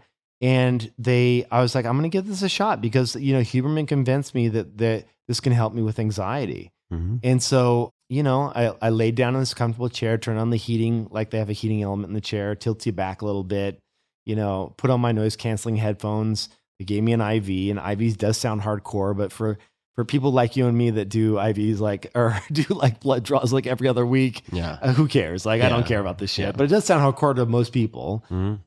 They gave me an IV and, I closed my eyes and I went to a place, man. I went to a place and it's a beautiful place. And it made me over multiple treatments. And I did 8 in total. And they normally do 6 for depression, which is really interesting because she said that it's typically anxiety is harder to treat than depression in her experience. And they gave me 8 in total and you do 2 per week. And about halfway through, the best way I can describe it is imagine that life is a series of crunches. And I say crunches like the ab workout. Okay. Whereas like nobody likes to work out their abs, right? Like, and because abs are like, fucking ab day. Like, nobody wants to do that. And I didn't realize it, but I had a 35-pound weight on my chest the entire time I was doing ab workouts. And it took that weight off. And I still have, and it's been weeks later, a bit of grace and lightness to the way I'm carrying myself throughout life that is just a peace that I haven't felt since I was probably 10 or 12 years old. Were you interacting with anyone in those sessions or was it all internal? No, it's all internal. So it's headphones on, music, eye mask. The entire session lasts for about an hour and a half. They have a camera that's watching you. If anything comes up, one time I had my music accidentally stop and I raise my hand, they're in there within 30 seconds. They bring you hot tea when you're done. They let you take your time to slowly kind of like come to, and then you can literally walk out of there and carry on with your day. And the first session, I was like, okay, that's beautiful. Second session was a little difficult. Imagine it's kind of loosening up like the plaque in your brain and like rewiring circuits. And like, it's not always going to be easy. But I remember the 6th session, I just walked out there and Dr. Jen came in and she goes, how are you? And I said, I could run a marathon right now. I feel amazing. I feel like A weight has been lifted off my chest. And this is such important work that you do. Such important work, because it's not about I don't feel, there's not an addiction to the substance. I don't need to go back. Some people go back for boosters, depending on what they have. She told me that some people that have depression, they'll come back in, every 3 months, every 6 months. She says some people she never sees again. And it kind of takes the anxiety and pulls it apart from your body so that you can see it for what it is, which is silliness, because life is play. And when you realize life is play and we're all here just trying to figure out our shit. Yeah. Why are we taking it so seriously? Yeah, there's a lot that just does not matter. It doesn't matter. So, we can just chill, man. It doesn't really matter. So that we have clean drinking water. Yeah. Like, what the fuck are we complaining about? So the weight on the chest, was that something that you can't put words to, that you just felt release, and you don't need to get into details, but I'm just curious, or was there a content to it where you're like, oh, no, interesting? Wasn't content. Content was beautiful. And I don't know if you've ever experienced this, Tim, I've never done ayahuasca, although at some point I would love to try it. But like, I opened my eyes and it was when the mask is on, and I was seeing things that were as high of fidelity as what we see today, like right now. Yep. Where you're like, I am in a room right now. And I felt very present. My dad's passed away. I felt very present with a father source there. At times, I felt very connected. At one point, I saw the entire world, and I saw how small I was. And I was just like, it immediately gave me this sense of just like gratitude for that, being that little speck, but also at the same time, not having to take and carry the burdens of the world on me for being that little speck. And so there's bits and pieces of that. But I would say at the end of the day, when you come out of it, it's not like you had this epiphany. It's more like Dr. Jen calls it the ketamine's time on, she calls it time on brain. How can we make this sit and do the rewiring on your brain and give you time on brain with the drug and the compound and let it do its work? And so it was a lot of surrendering. It was a lot of saying, you do what you want to do. I don't care where you take me emotionally, mentally, whatever. It doesn't really matter. It's time on brain with the compound. And after a certain number of sessions, you just feel this natural lift and lightness. And it felt like, I'm not a ballerina, big surprise, but it felt like a little bit of like walking through life is a little bit of a dance now than it is such a struggle. It makes me super happy, man, to hear that. It feels amazing. And I remember getting the text, some of the texts from you, and I was excited to have this conversation, which we haven't had. This is the first time we're talking about it. It is. And I'll say a few things. The first is that I have seen a number of cases where ketamine therapy has changed or saved lives. So a friend of mine, for instance, who suffered from depression his entire adult life, had a similar experience to yours. And he went to a clinic, I believe it was in New York City, very well run, and he goes back once every 6 months for a single tune-up, let's just say, a booster, session. Yeah. And I actually know, also not going to mention their name, but someone we know as a mutual friend who you probably don't know also does this once every 3 to 6 months.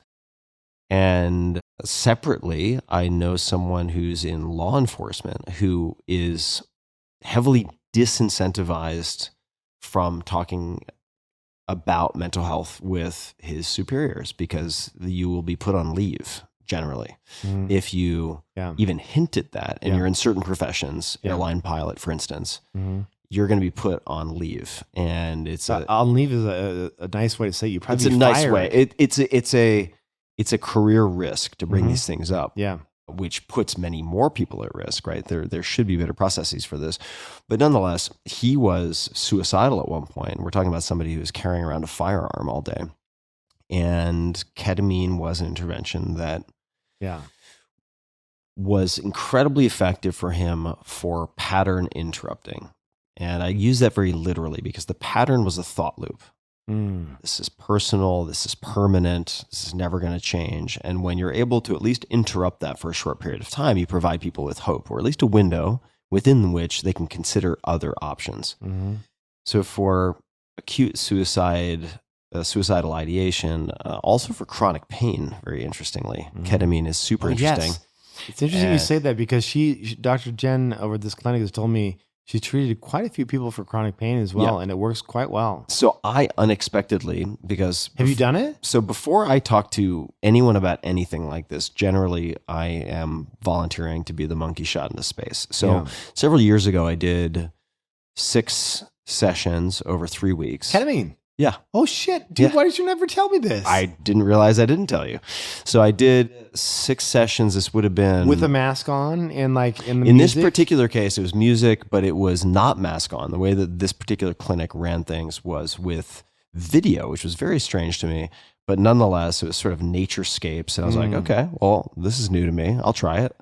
And it ended up being supremely interesting. I was not going in with an acute condition, so it was hard for me to evaluate ultimately a lot of the efficacy. They found it very strange, and I found it kind of hilarious because they would do an intake each day of active sessions, and they would ask me to do various assessments for anxiety, and my anxiety levels were going up over time, which they found very confusing because you may have experienced a little bit of this. Ketamine can compromise your short-term memory in the short term, like after sessions. So you might like forget where your wallet is or forget where your backpack I is. didn't have any of that. Okay. So that can happen. And that happened to me. And it happened to be the case that while I was doing these sessions, because I shoehorned it into my schedule, I also had a number of huge podcasts coming up, like LeBron James and so on. And it was freaking me out that I kept forgetting shit. And so my anxiety was going up over the course of treatment, which was not typically so what I did they the say. same thing. They gave me a whole like breakdown. It was 1 to 5 on, a bunch of different scales. I think it's a pretty standardized thing that they give you. I can't remember what the anxiety scales are. Yeah.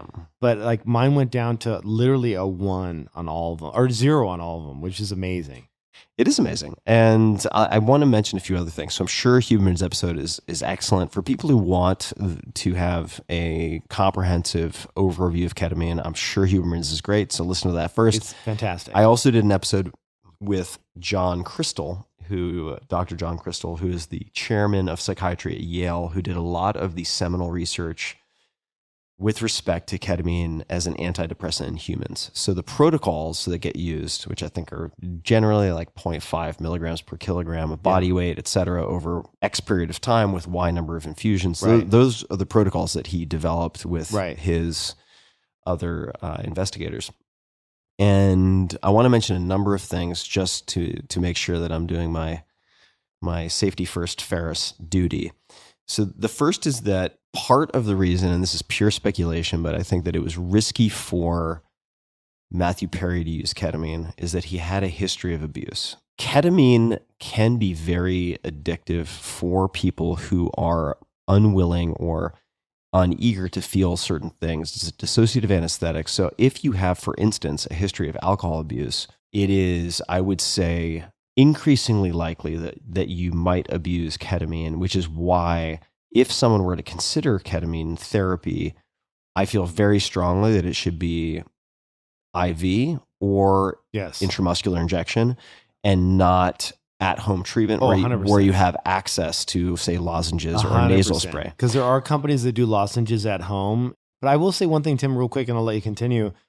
I noticed my desire for alcohol go down. Yep. So I think that can happen. And I'm just saying for folks who, for instance, may be coming out of or part of AA and they have issues with depression, my personal take after everything I've seen is that prior abuse of alcohol highly correlated to potential abuse of ketamine. And I would say, furthermore, there are some urological risks if you use ketamine chronically. And alongside that, if you use ketamine chronically, and this is true for a lot of drugs, actually. That's for snorting, though, right? No, it's not for snorting. I mean, snorting. You wouldn't get your logical track otherwise because it metabolizes in the liver. Well, most people who consume ketamine recreationally, they'll be their mouth, or a lot of it'll be snorting of one way, of one sort or another. So they'll either have it it'll be in suspension and a liquid, or it will be a powder that they snort in the same way they would snort cocaine. A lot of people carry little lockets around their necks with ketamine. I've seen this a lot. And by the way, that's not what I'm talking about here today. No. I'm not. But those are two very different things. They are. So just to be very clear, ketamine therapy with IV or IM has a track record of being incredibly promising for a trained physician, for a number of other things. Yeah.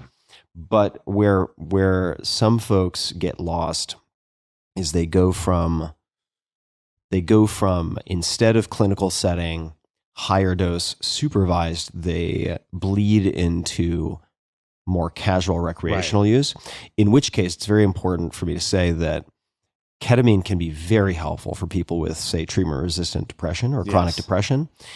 If you use it chronically, though, it flips the other way, and it actually makes you predisposed to more depression. So it's just something for people to be aware of. Yeah. And as is true with so many things. Oh my God. So more is not better. What was the drug that Michael Jackson died of? Do you remember the name of that? I'm not sure. I think it was a synthetic opioid. Or No. It was basically some type of anesthetic. Yeah. So I'm not sure. It was funny. I went and, because I'm old now, in my 40s, I went and had my first colonoscopy because you're supposed to do that shit, Party time. Have you done that yet or no? I have, yes. Yeah, so I went and did mine. And by the way, this is very sad, but do not skip your fucking colonoscopies. No. A very good friend of mine, since we last spoke, Roland Griffiths, who's an amazing scientist from Johns Hopkins, he died of terminal cancer. And I had a long conversation with him a few days before he died, before I went to South America. He was completely razor sharp up until the end. And my recollection is that part of the reason that was caught too late is that he was a few years late in having his exam. So I had mine done, and they caught a couple precancerous, as they do with most people these days. Yeah, do your fucking screens. And you got to do your screens. But anyway, long story short, when I was going in, the anesthesiologist came in the room, and he was kind of a funny guy. It was cool. I like those guys, Yeah. And I asked him, I said, can I have this slow ramp? And he's like, what's the slow ramp? And I'm like, well, you just kind of get to me a little bit at a time, just feel like going into that zone, Yeah. And he's like, it's funny you say that. He's like, I'm giving you the same drug they gave Michael Jackson when he died. And I was like, oh, that's crazy. I'm like, why? And he's like, he was just addicted to it. And so he gave me the slow ramp. And I remember this feeling about probably, let's call it 30 seconds into it, where I felt like I was okay with dying. It was just like this moment of this is beautiful. Yeah. And I was like, oh my God, this is what Michael Jackson was feeling right now. Propofol. Yeah, exactly. Propofol. That was it. All right. And so I get it, but this is to the point of Matthew Perry dying in the pool. This stuff puts you under. Yeah. It puts you under so that you can have surgery. Yeah. And that is what ketamine does as well. So and ketamine, broadly speaking, is an incredibly well tolerated, safe drug. Part of the reason that ketamine is, I believe, listed in the World Health Organization's top 100 most essential medicines is because it is generally very well tolerated. Yes. And it does not suppress respiration. Yes, exactly. Right. Which is a huge one. Right. Gigantic. And it's an incredible compound. And you just need to know the risk profile. And there are risk profiles for everything. Of course. We have tequila and we have water in front of us. Water has a risk profile too. People die every year of hyponatremia because they drink too much water when they're training for or running in a marathon, and that causes disruption of sort of electrochemical signaling, and then boom, they drop. And people die every year. You probably didn't hear about this, but there was a radio host DJ. Do you remember this? Do you know what I'm talking about? Where they have these water drinking competitions, and somebody people died die of overdosing on water. This has happened many times, right? It's so crazy. As Paracelsus would say, the dose makes the poison, but sometimes the frequency and the use pattern makes the poison. Yeah. And I think ketamine is incredibly interesting. Yeah. And especially because the when you get into the actual science behind it, we're not just using this as an escape. It's actually rewiring the brain. Yeah. And Huberman will get into that, the kind of neurology behind it and what's happening and why these are more lasting changes and why some people, not everyone, but some people can go and do this and they don't ever have to go back for a booster or anything else. Yep. And it changes them forever. So I don't know if I should get into this. Someone We can always cut it. Well, someone very close to me, she was close to suicide. Mm-hmm. And she's a dear friend. She's a sweetheart of a person. And she was the first time I had ever heard of ketamine therapy. This was probably 4 years ago. And she said, I was about to take, the close to taking her life. And she had heard about ketamine therapy. It was like kind of new at the time. And she paid for the 6-pack, the 6 sessions, the full 6. And she hated every single session. And it was funny when I talked to Dr. Jen at the clinic that I went to, she said, it's very common people that have depression, they don't enjoy the experience. And I thought it was fantastic. I loved the whole thing. But like when my friend said that at session 6, she heard a pop in her brain, like a physical pop. It's like a psychic chiropractic adjustment. Literally, the depression lifted, and she has been amazing ever since. So wild. And this has been like 5 years ago. Yeah. And it's like, I believe her. She's like doing insanely well now. Yeah. And it's like, oh my God, like, dude, so Tim, I just want to thank you for how much money and effort you've put into psychedelic research, because thanks, man. After experiencing this, I realized that there is something here. Yeah. And we don't have it figured out. Yeah. Obviously we don't. Like, we're in the baby stages, but 10, 20, 30 years with AI, maybe 10 years, like this will get figured out, and it will be largely because people like you help fund this type of research. So I just want to say thank you for that. Thanks for saying that, brother. Yeah, I really appreciate that. Yeah. And I was so happy to see those texts. Yeah. I was so happy. Well, I got to tell you, if you're in the LA area, and obviously you'll talk to her as a doctor, this is her advice, not ours, and you'll go through the whole screening process. But goldenafternoon.clinic, I think, is the website. And she is an amazing human, very caring, comes in pre and post, checks in on you, like a really well-run facility. Depression, anxiety, PTSD, war veterans, all these people are going in to see her, and it's God's work, wherever you believe in God or not. There are some great clinics out there. I will say there are also a lot of fly-by-night clinics. 100%. So do your homework. Yes. The one of the main advantages, or it is a main advantage, of ketamine as compared to other psychedelics is that in the United States it is currently legal. Yes. And that is a non-trivial advantage. And I will say that one question you may want to ask in doing your due diligence, if you consider this as an option, and I do feel after canvassing many different compounds, many different treatments, that for acute suicidal ideation, that ketamine is at the very top of the list. It is on a very short list of interventions that have incredible promise for at least creating the space for someone to consider treatment options. And the due diligence question that I recommend, and this is true for any type of drug-assisted therapy, it's actually true for surgeons too. It's true for doctors in general. Ask them what types of adverse events they've observed, what type of abuse potential they've observed. If their answer is, everything is always fine, we've never had an adverse event, that is a huge red flag. Yes. Anyone who has enough mileage, if they are a ketamine clinic physician, if they are an ER physician, they will be able to tell you what things look like when things go sideways. Yes. And how they handle those situations. And if they don't volunteer any of that, it means either they're inexperienced or they're delusional, generally. 100%. And I'm giving people a bit of a break, or it means they're lying. Yeah. And in all three cases, you do not want to have anything to do with that particular practitioner. By the way, I looked her up. She's Princeton. Princeton. Yep. Go Tigers. Look at that. That's where my doctor went with Princeton. So. Phil Wolfson, for instance, has done a lot of writing on this. Do your homework.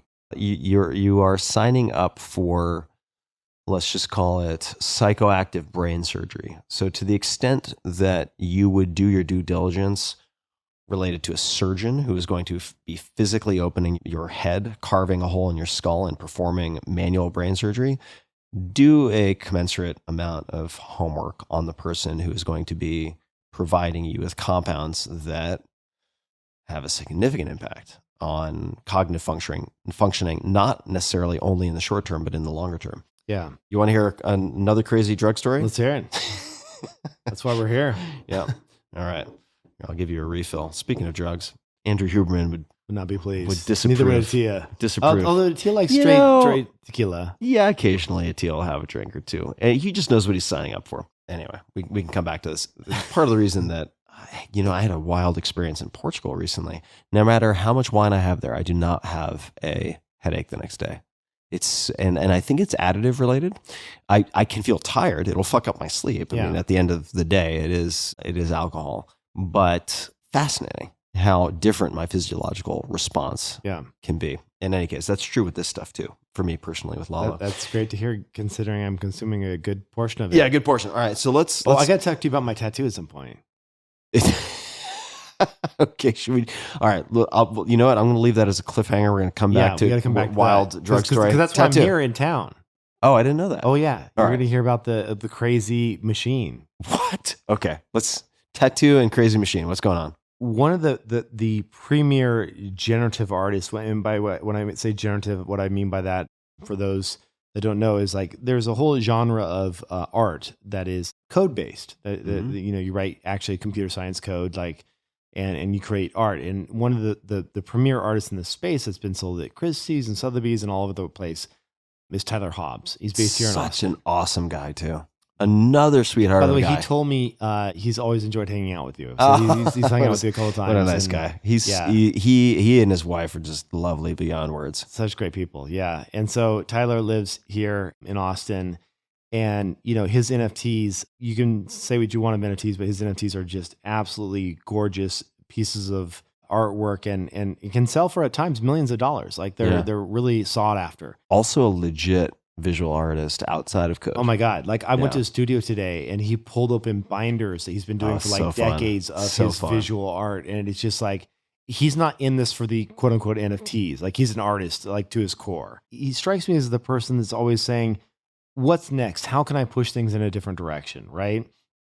And there's a company based out here called Black Dot that has a machine. It's a robot that uses not tattoo needles, but when like people get like their eyebrows like cosmetically tattooed on. I can imagine it. It's a common thing. Like some I don't want to be gender based here, but it's mostly women that get it like tattooed on as their eyebrows. But like they use a much finer needle than they would say a tattoo gun. Okay. And so this robot, this machine, uses these really fine needles.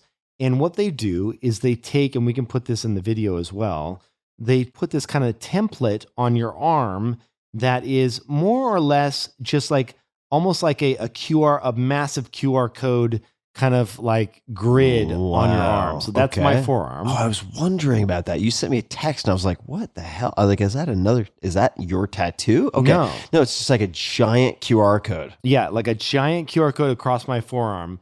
And that allows the optical lenses and the lasers and everything to align the tattoo. It is doing 17,000 small micro like pushes into my skin with this needle. Okay. And it does it, they can gauge with like these depth sensors, like the correct depth of the dermis to go in so that the ink doesn't spread out and fade over time. Yeah. So they can do insanely high fidelity tattoos. Huh. Like stuff you've never, like picture perfect, like even when you see those pictures of like, oh, that person got that baby tattooed on their like chest, how cute. Like imagine 10x the fidelity of that, where you'd be like, somebody took a picture and like pasted it on their chest. Yeah. They have a machine that can do that. So you're never getting those off if you change your mind. What this is Tyler started with, he drew me a sparrow. And the reason I like a sparrow is because to me, a sparrow is the most common low ego bird to me that's out there. It just reminds me that in like I'm just getting a little sensitive, but like reminds me that we're all just sparrows. We don't need to take each other, like no one's better than anyone else. Yeah. We're all a common bird. We're all humans, right? And then what he did is he applied an algorithm to it that degrades the bird into a pixelated form over 3 images. Oh, that's cool. Yeah. And so the last one is his last algorithm of the more pixelated version. And so you can imagine I'm getting this tattooed on my arm tomorrow. And so wait, you're getting it tattooed tomorrow. What is that? This is just stencil. Ah. So I wanted to show you this today of what the stencil will look like.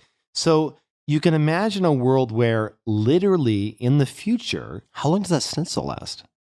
you could wipe it off and with some alcohol and stuff, Oh, I but see. it's like, just there for the show of the show. But you can imagine a world where he can give you an algorithm like he does with his artwork, and you can walk in, put your arm underneath this machine, and get a unique generative piece by an artist that is one of one, unique to you, Yep. as defined by an insanely famous artist. Imagine if Picasso had the tools in his day to say, I'm going to create an algorithm that is a bunch of crazy swirls and chaos that is my brain. Yeah, or a Banksy or whoever. Banksy or whoever. And you stick your arm in and you get a one-of-one Picasso.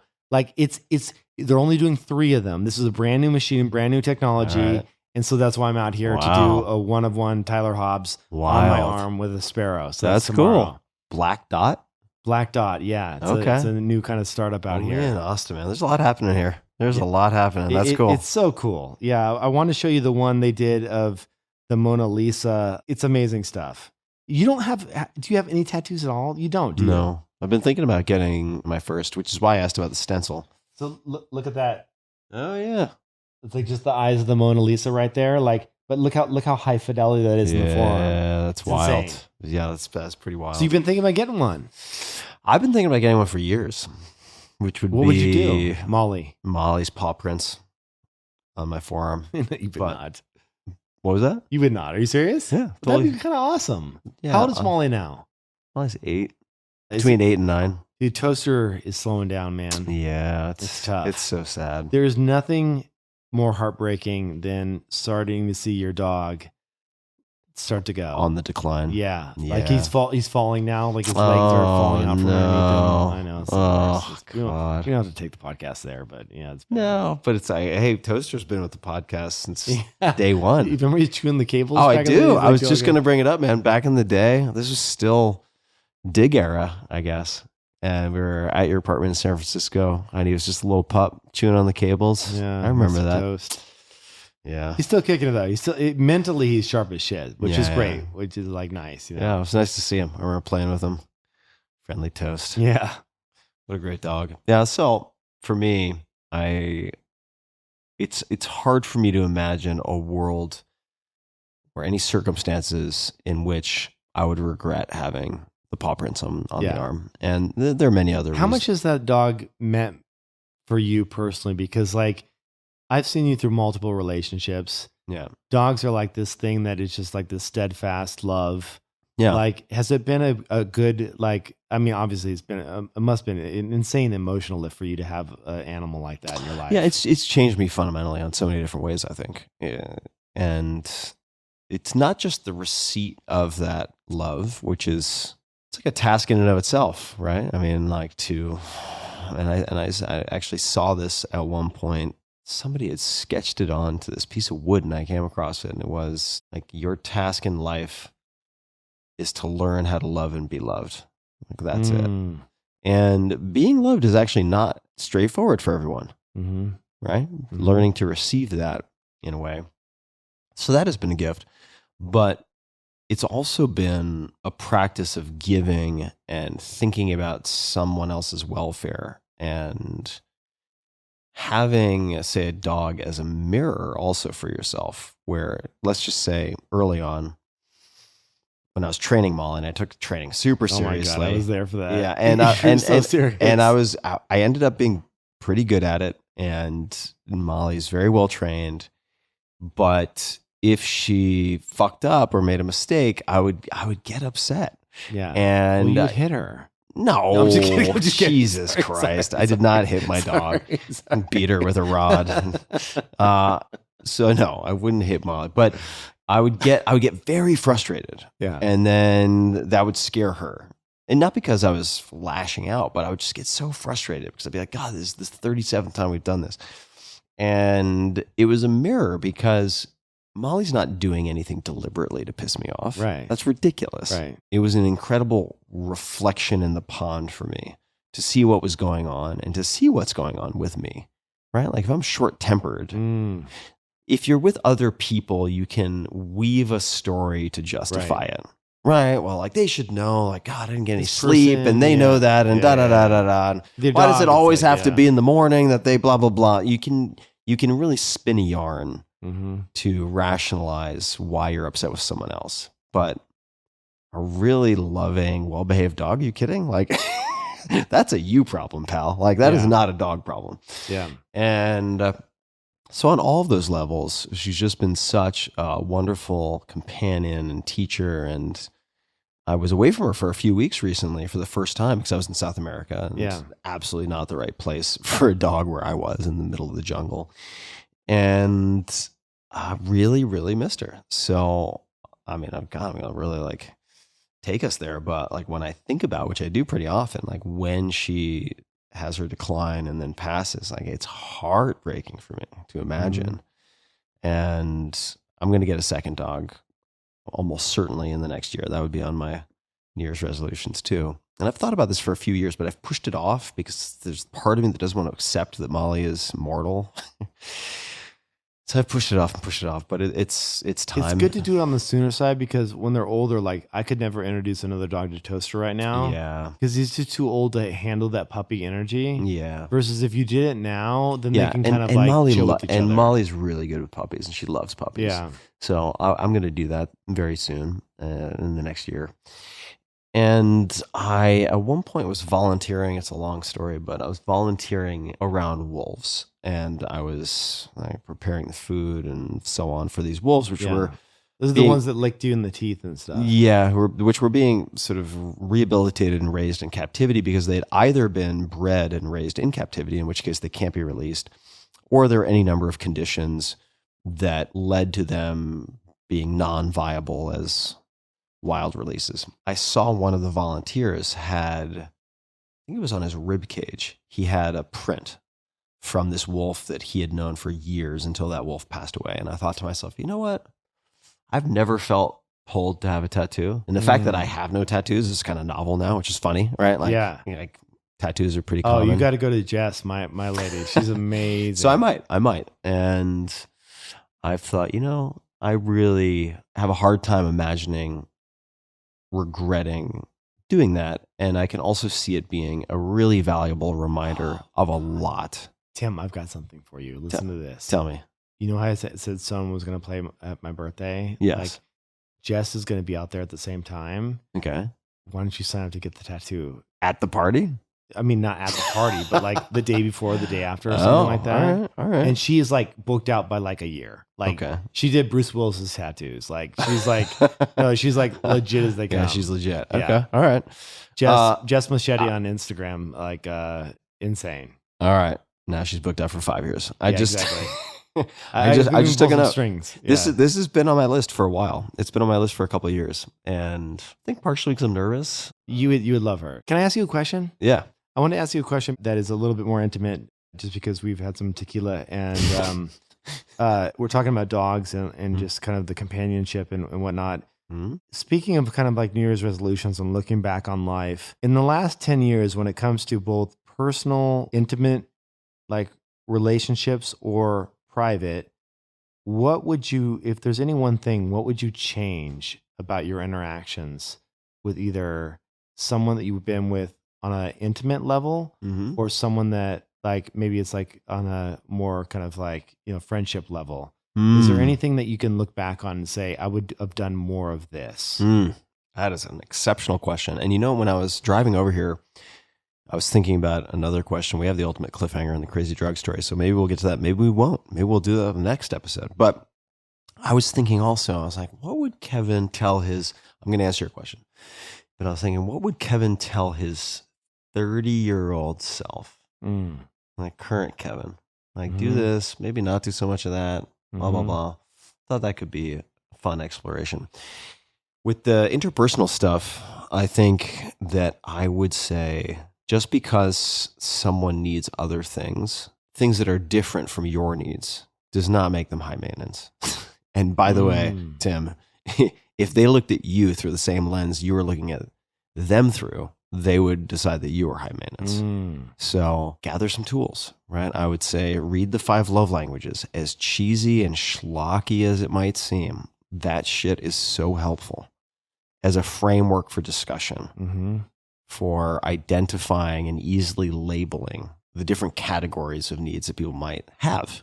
And putting them in some type of order. Oh, interesting. You're a quality time person. Good to know. Number 2 would be this. Oh, you're a physical touch and then acts of service person, as I am, right? Like these are shared vocabulary that you can use to really avoid and repair a lot of things, right? So I would say handful of things, right? So Gay and Katie Hendricks, also like conscious loving. There are a few books, a few resources I would say, look, if you really care about someone, commit together to develop a shorthand which allows you to not necessarily prevent. I don't think prevention is the key. I think repair is the key, right? Like if you're in a startup and you're like, well, let's just prevent all the bad things from happening. Right. That's never going to work. Right. Shit's going to happen. And people are going to have bad days. And you're going to say things you regret. And there are going to be disagreements. And by the way, if there are no disagreements, something's wrong. Right. Right. 100%. And therefore having a shorthand and a set of agreements, right? Like these are the rules that we agree to play by. And we're not going to be perfect. I would say that would be very high on the list. And I would say for really close relationships, potentially, maybe we'll edit this out, but who knows? MDMA-assisted psychotherapy, let's just say anywhere from once a quarter to once a year. No more than once a quarter for a whole host of reasons. But I think that while MDMA-assisted psychotherapy for PTSD is incredibly impressive, and I've been very involved with that from, I don't want to say day one because that's not true, but certainly for the last 10 years or so, I've been very involved up through phase 3 and now onward. The results with treatment-resistant PTSD, so complex PTSD, where you see people who have had this diagnosis for 17 years, suddenly after 2 or 3 sessions, end up asymptomatic, right? They would not meet the criteria for PTSD. Right. With durability out to 6, 9, 12 months. It's something that almost defies belief, right? It is causing a complete reexamination of psychiatry as we know it. I still think that is second place to couples work when it comes to MDMA. I think that is an incredibly fruitful arena for seeing the full potential of MDMA-assisted psychotherapies. That would be another one because oftentimes, couples end up, and I know multiple people now who have had this experience with professional guidance, which, by the way, folks, currently is illegal. So be forewarned, there are legal consequences or at least risks entailed with this. Not to mention the fact that at least, I would say, 60 to 70% of MDMA that you might purchase is adulterated or mixed with something else at this point. So you need to be very careful. DanceSafe.org is a resource I would recommend for testing kits and so on. If you're going to go that route, I'm not recommending you do anything illegal. However, people are going to do it anyway. International listeners. People are going to do it anyway. I just recognize it's like you can't just say to every teenager like don't have sex. Like kids are going to have sex. So let's be realistic about it. I did that shit one time. It's fun as shit. Had sex? No. No, I did. When I was 23, I did. Well, they were calling it ecstasy back then, but like, holy shit. Yeah. That is now, a compound. Yeah. And that can also go sideways just for the no record. doubt. Yeah. So like there are films out there now, How to Change Your Mind, the miniseries on Netflix. Watch the MDMA episode. It is excellent. Yeah. And it's pretty heavy because it gets into some PTSD, but you'll be able to see live session footage if you want another alternative or complement. He's great. And there's also a doc called Trip of Compassion, which is worth seeing, which has a lot of session footage as well. But those are a few of the things that would come to mind. Yeah. And let's say on a friendship level, I might suggest to my earlier self, let's just say 30-year-old self, right? Something that I have really embraced and put into action in the last handful of years, which is going to sound a little antisocial, but I don't view it that way. Humans have a finite capacity for building and sustaining really deep relationships. You just can't do that with everyone. And when I've looked back, say, and I do this every year at a past year review, right? I look back at my calendar every week of my last year. And on a piece of paper with positive and negative, 2 columns, I write down the peak, negative, and positive experiences. If I look at the commonalities for the peak positive experiences, it's usually the same 10 people or fewer, right? It's the same cast of characters. These are my close friends who are nourishing, supportive, good influence. And before, what I would say to my younger self is, before you seek to develop a bunch of new relationships, ask yourself, are you spending enough time, as much time as you would like, with the people on that short list who you know are guaranteed to be nourishing for you? And if the answer is no, maybe you should double down on those relationships. Maybe you should reach out to those people to get something on the calendar before shit crowds it out, before you look for shiny objects in new relationships, which doesn't mean I don't develop new relationships. I occasionally do. But I'm at a point where I think recognizing the ephemeral nature of life, the finite limits, the constraints that we have is actually very enabling. It helps you to make cleaner, faster decisions. So for me, I would just say, before seeking to develop new deep relationships, ask yourself the question, for my closest 5 friends, let's just say, in the last year, did I spend as much time as I would like with those people? And if the answer is no, reach out to those 5 first. Yeah. What about you?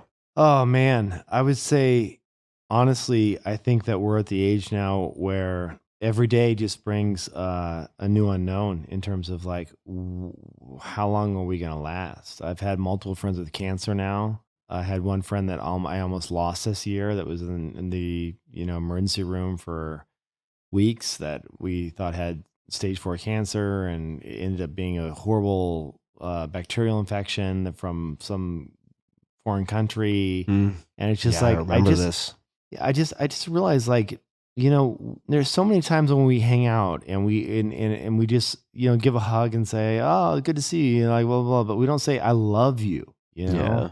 We don't say, you are so essential to me in so many ways. And maybe this is the ketamine talking, but like, no, but when I went through this whole thing with the ketamine therapy, I realized, like, at the end of the day, love is it's gonna sound cheesy, but it is the most important thing that we tell each other and that we feel for each other. And like, when you can really feel that and you say, this person is like so important to me, and you let them know that and you feel it back. I don't know what's better than that, Yeah. What's more human than that too, right? Yeah. In a way. I mean, like, love, you can observe affection and love in many other species, but the ability to verbalize it and express it. Yeah. Do you feel that psychedelics brings that out of you? Because like, when I did the therapy, I had more love in me than I've had in so long. Do you feel that's a commonality amongst like psychedelics to like have a sense of just gratitude for existence?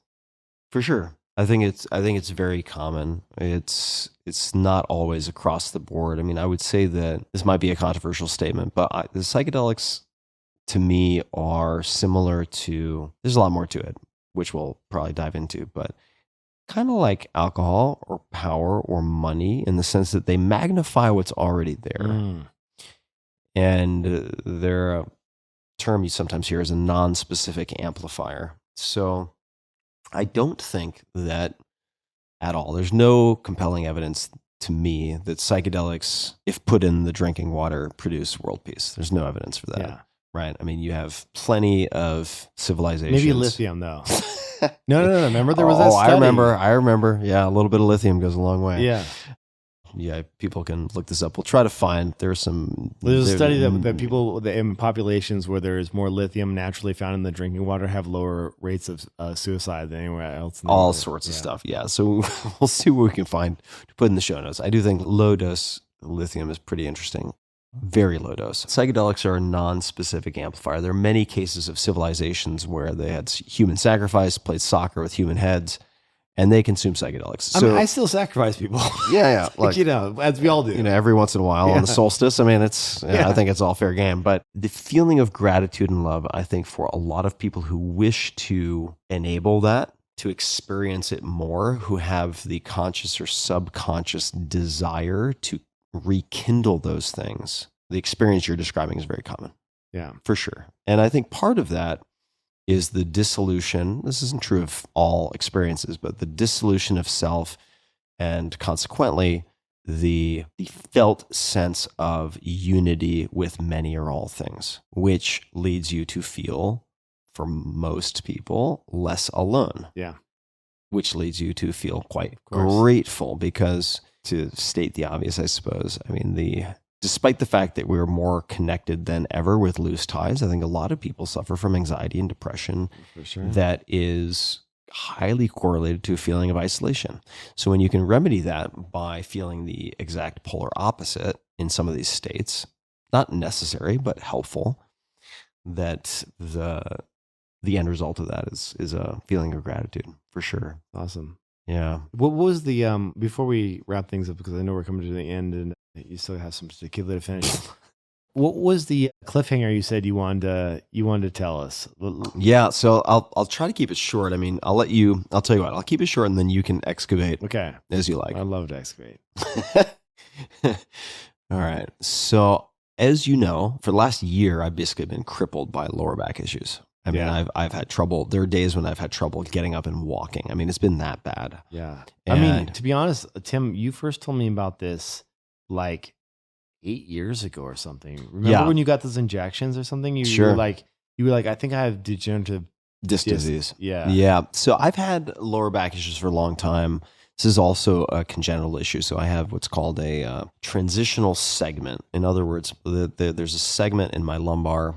There are vertebrae in my lumbar area that really mimic a sacral vertebral segment. And that's problematic for a host of reasons. It creates an abnormal angle. And if you can imagine just bending the paper clip over and over again in ways that it shouldn't be bent, that's sort of the feeling in the low back. And my brother has this. There are other people in my family who have this issue. So standing, extended, slow walking, like a museum walk, cocktail party type of experience can be very painful. Like the low back locks up. But in the last year, specifically, had all sorts of issues and all sorts of MRIs and specialists and PT and adjustments and traction and this, that, and the other thing. And it was a disaster, and it caused let me give myself a little more agency. I created a lot of anxiety around this because I was like, fuck, is this the new normal? Right. Is this really the new normal? Well, because you project forward, like what is 5 years from now look like? I'm like, I'm not that old, right? And I'm pretty active. Your skincare is amazing. My skincare is amazing. I saw your Instagram video. You know what's funny? Sidebar is how much time you can spend on like a blog post takes 6 months to put together. Yeah. And it's like you get like crickets and a fart in the wind and then nobody ever reads it again. And then someone on your team is like, you know what? People ask about your skincare. Let's grab a couple clips and throw it up, and it goes bananas. I'm on Instagram, and the first thing that pops up to me is like, "Hi, I'm Tim Ferriss. People ask me about my skincare regimen. Let me tell you, I use Bronner's natural soap or whatever." I was like, what the fuck is Tim come into? Yeah. So here we are, folks. Your skin looks amazing, though. Thank you. Breathtaking. Yeah. Coming back to the main through line here, terrifying experience with the back. And I had more or less given up. I was in the stage of grief where I was trying to get past denial and accept that this might be the new normal, because no one could figure it out. And a lot of the advice I received, many of the diagnoses were conflicting. And then decided, in part because of this, to do a few things. And part of that was going to South America, which I'm not recommending. There are a lot of risks down in South America. It's generally like safety fifth. It's not safety first. So people get into a lot of trouble. But I went down and did this training, which involved consuming a bunch of plants, also involved fasting for a week. Also involved... Wait. Water fast? Water fast. Jesus, also, 7 days? Yeah. Wow. Also involved during that week, really not sitting and standing very little. So it was either hammock or cot, basically. And I'm mentioning these things because they're confounders. Translating that into basic English, that means that I can't really point back to one thing and say, this is what caused what I'm going to describe. But during the first experience, which happened to be with ayahuasca, which is a huge gun. It's, I think, treated very casually by people who do not realize what they're signing up for. I do not recommend it to most people. As my ex, who's going to become relevant in a second, would tell you, I talk many, many, many more people. 9 out of 10. Which ex? Out of, I'm not going to mention her name, but out, my most recent ex, Okay. out of using ayahuasca, then I talk into using ayahuasca. Like 9 times out of 10, I say, you should not proceed. Do not pass go, for a lot of reasons. But in this particular case, had a very, very, very difficult experience.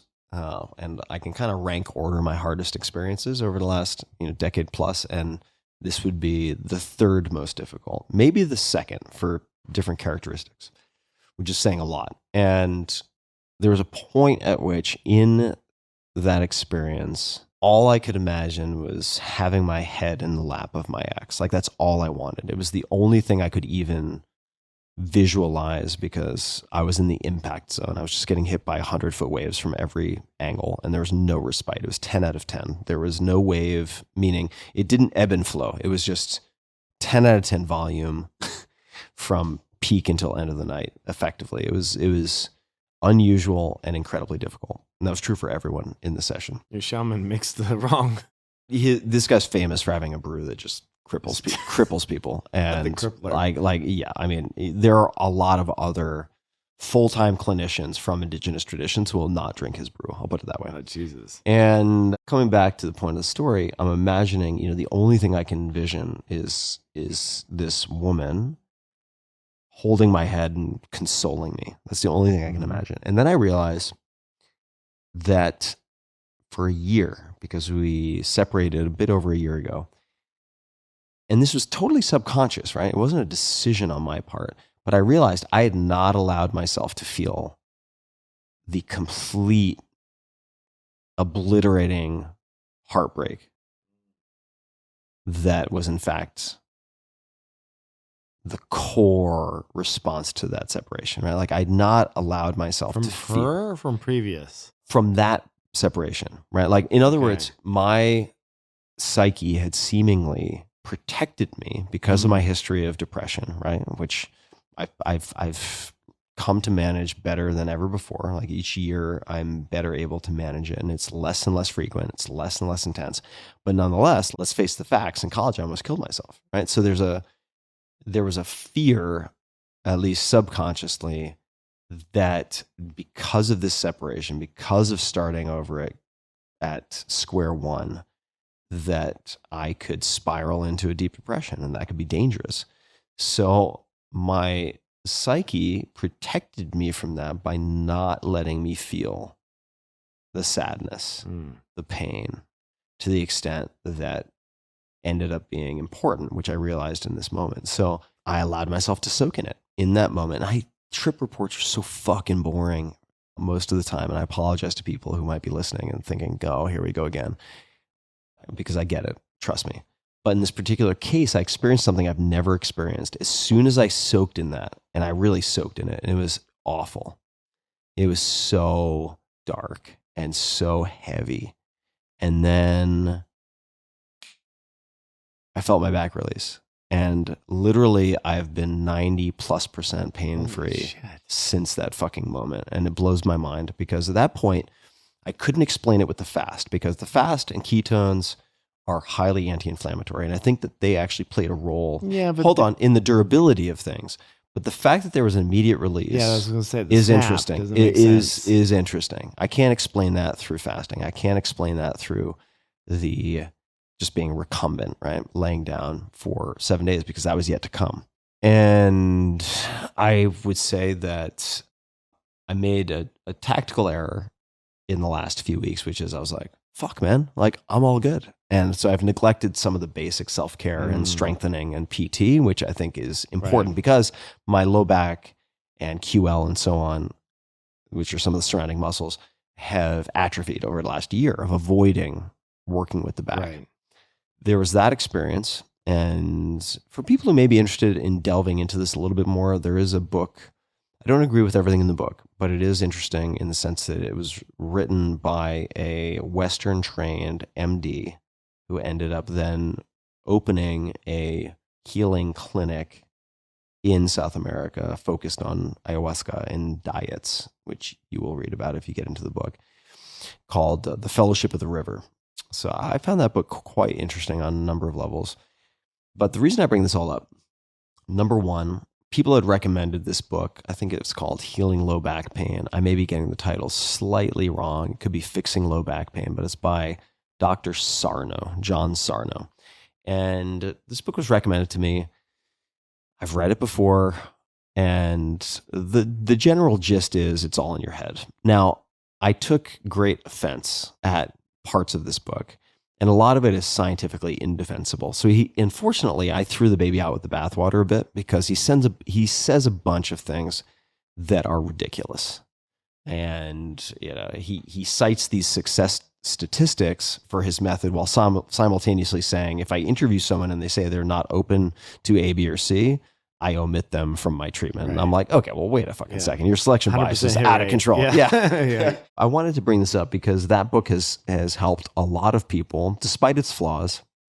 And not everyone will, at any point, want to consume ayahuasca, which I would advise against for 90+% of the population. Because it can be very destabilizing for a lot of people and very risky. I would say there are a lot of things you should do beforehand, right? Like try the talk therapy, try holotropic breath work, consider, after speaking with doctors, ketamine. After that, you can consider other tools. But ayahuasca should be like let's do a fifth on your let's do a list. Random show on ayahuasca. We could Is that do possible? Yeah, possibly. Yeah. Ayahuasca would be like 5th or 6th on the list of progressions. It would not be first. But I would say the Sarno books are interesting. I know they've helped people like Brian Koppelman, who's been on the podcast, amazing writer who was the co-creator of Billions, among others, Rounders, etc. And it's something that I've always, in theory, agreed with. Yes, we store stress that can have a physiological effect. There are autoimmune disorders that I think are intimately linked with different types of psychological disturbances. So you can address the problem kind of from the physiological side first. Of course, the brain isn't entirely separate. There's no kind of Cartesian separation of mind and body. So yes, the brain is physiological, but you can attack it through content in a way, or you can attack it through pharmaceuticals and physiology first. I think you can go both ways. But the Sarno book, I think, is worth a lot of people reading. The second thing I'll mention, which is very, very simple and tactical, if you have lower back pain, I'm shocked it took me this long to figure it out, and say sitting on hard chairs bothers you, or lumbar support helps you. For a year, I've been going to restaurants and asking if they have a cushion. Do you have a cushion or a pillow or something I can use to fix fucked up seating situations? Mm-hmm. This is the solution right here. This is it. This is a Pilates ball. This is a pro body Pilates. It doesn't really matter. Yeah. But honestly, this thing folds up, 6 in your pocket. Yeah. And I've been traveling with it. I've had it behind my back the whole time. Great for first dates. Great for first dates. Ladies love Pilates balls. And but I will say, for instance, like the last time I did a podcast in this seat, I did not use this, and my back was fucking killing me afterwards. But the killing me afterwards is not just an issue for today. That's an issue that causes inflammation that fucks up my sleep for 3 or 4 days. Use this ball, no problem. I can put it behind my back, or I can put it under my ass, and it folds up and fits in your pocket. So anyway, folks, there you have it, from the sublime to the ridiculous Pilates ball. Amazing. All right, how we doing? Any other topics? I feel pretty good. Next time we'll get to what you would tell your 30-year-old self. Anything you'd like to add in that category? No, I just, I think are we wrapping up now? Because I'd like to say some wrapping up comments. Wrapping up comments, please. Yeah, so my wrapping up comments would be this. I recently went out to dinner with 5 close friends of mine, of which, most of them just like the crew. The Wu-Tang Clan. Yeah, just good friends. And one of the things I did is I went around the circle and I said a few words of gratitude. And I think, to my earlier point, one of the things that's really important to me after coming out of this therapy is just this vulnerability that allows us to speak from the heart, because we don't know what tomorrow brings. And I just want to say that, Tim, you have been a friend of mine for so long now.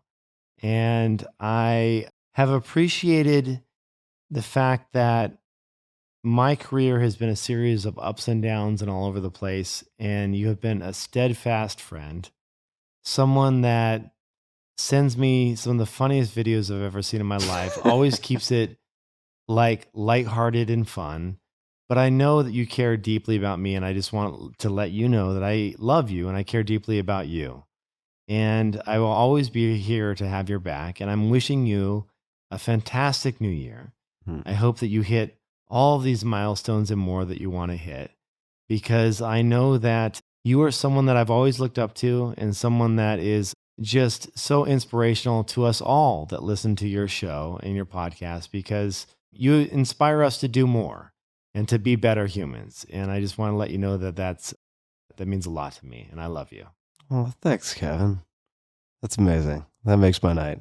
And happy to say it. Yeah, it's the truth. I love you too, man. Our friendship has been such a constant for me, such a lifeline in a way, with all the ups and downs. And holy shit, I mean, both of us have had some pretty wily ups and downs. You've had a lot of hot chicks you've dated. I didn't see that coming. Yeah, when you talked about the ups and downs, I was like, you've had a lot of ups, my friend. Yeah, I mean, look, that's in one category. That's in one category. And I had to lighten up the mood a little bit. And I'm grateful for that. And life is like a box of chocolates, right? You just never know what's around the corner. It's true. And it's true. That's why it's important to say these things. It is. And I'll tell you something you don't know. I have your Christmas/New Year's card from like 2 years ago. So obviously out of date. It's like you and Daria and the kids, and it's up in my kitchen. Amazing. And I kept it there because I love seeing you guys every day, and I think about you guys all the time, and just have such love for your family. And I'm so grateful for our friendship. So I love you too, man. It's important to say things are so uncertain. And I've never experienced, I've had friends pass from cancer before. Yeah. But I've never been with them through, I've never been there every step of the way from diagnosis to last conversation a few days before they passed. Yeah. That was new for me. Yeah. And it really deeply affected me on a bunch of levels. And I want to be deeply affected by that, right? Mm-hmm. I don't want to push that aside. In part because Roland was so joyful and curious and optimistic until the end in a very genuine way. It wasn't an act. It wasn't theater. That raised a bunch of aspirations in me, right? Because he was first and foremost a very dedicated, seasoned meditator. Psychedelics were a piece of the puzzle, but first and foremost, he was a dedicated meditator for decades. That's amazing. And attributed a lot of his equanimity and preparation for death, which I got to see firsthand. A lot of people talk about it, right? But let's be honest, or I'll be honest. I've read all the Stoics, or a lot of the Stoics, and I've read all sorts of Buddhism and rehearsed death and memento mori and this, that, and the other thing. But when I'm actually on, as Roland said, the final glide path, I don't know how I'm going to respond. I don't know. I have no idea. So to see someone who really walked the walk in such a life-affirming way that lit everyone up around him was tremendous. And he said what he was able to, and he was willing to say what he meant to those people around him who meant things to him. And you don't have to wait until you have terminal cancer diagnosis. You shouldn't wait. Just because it may not be that, right? Yeah. It may be a car crash. It may be something where you don't get the chance to say these things. And so it's important to do it now.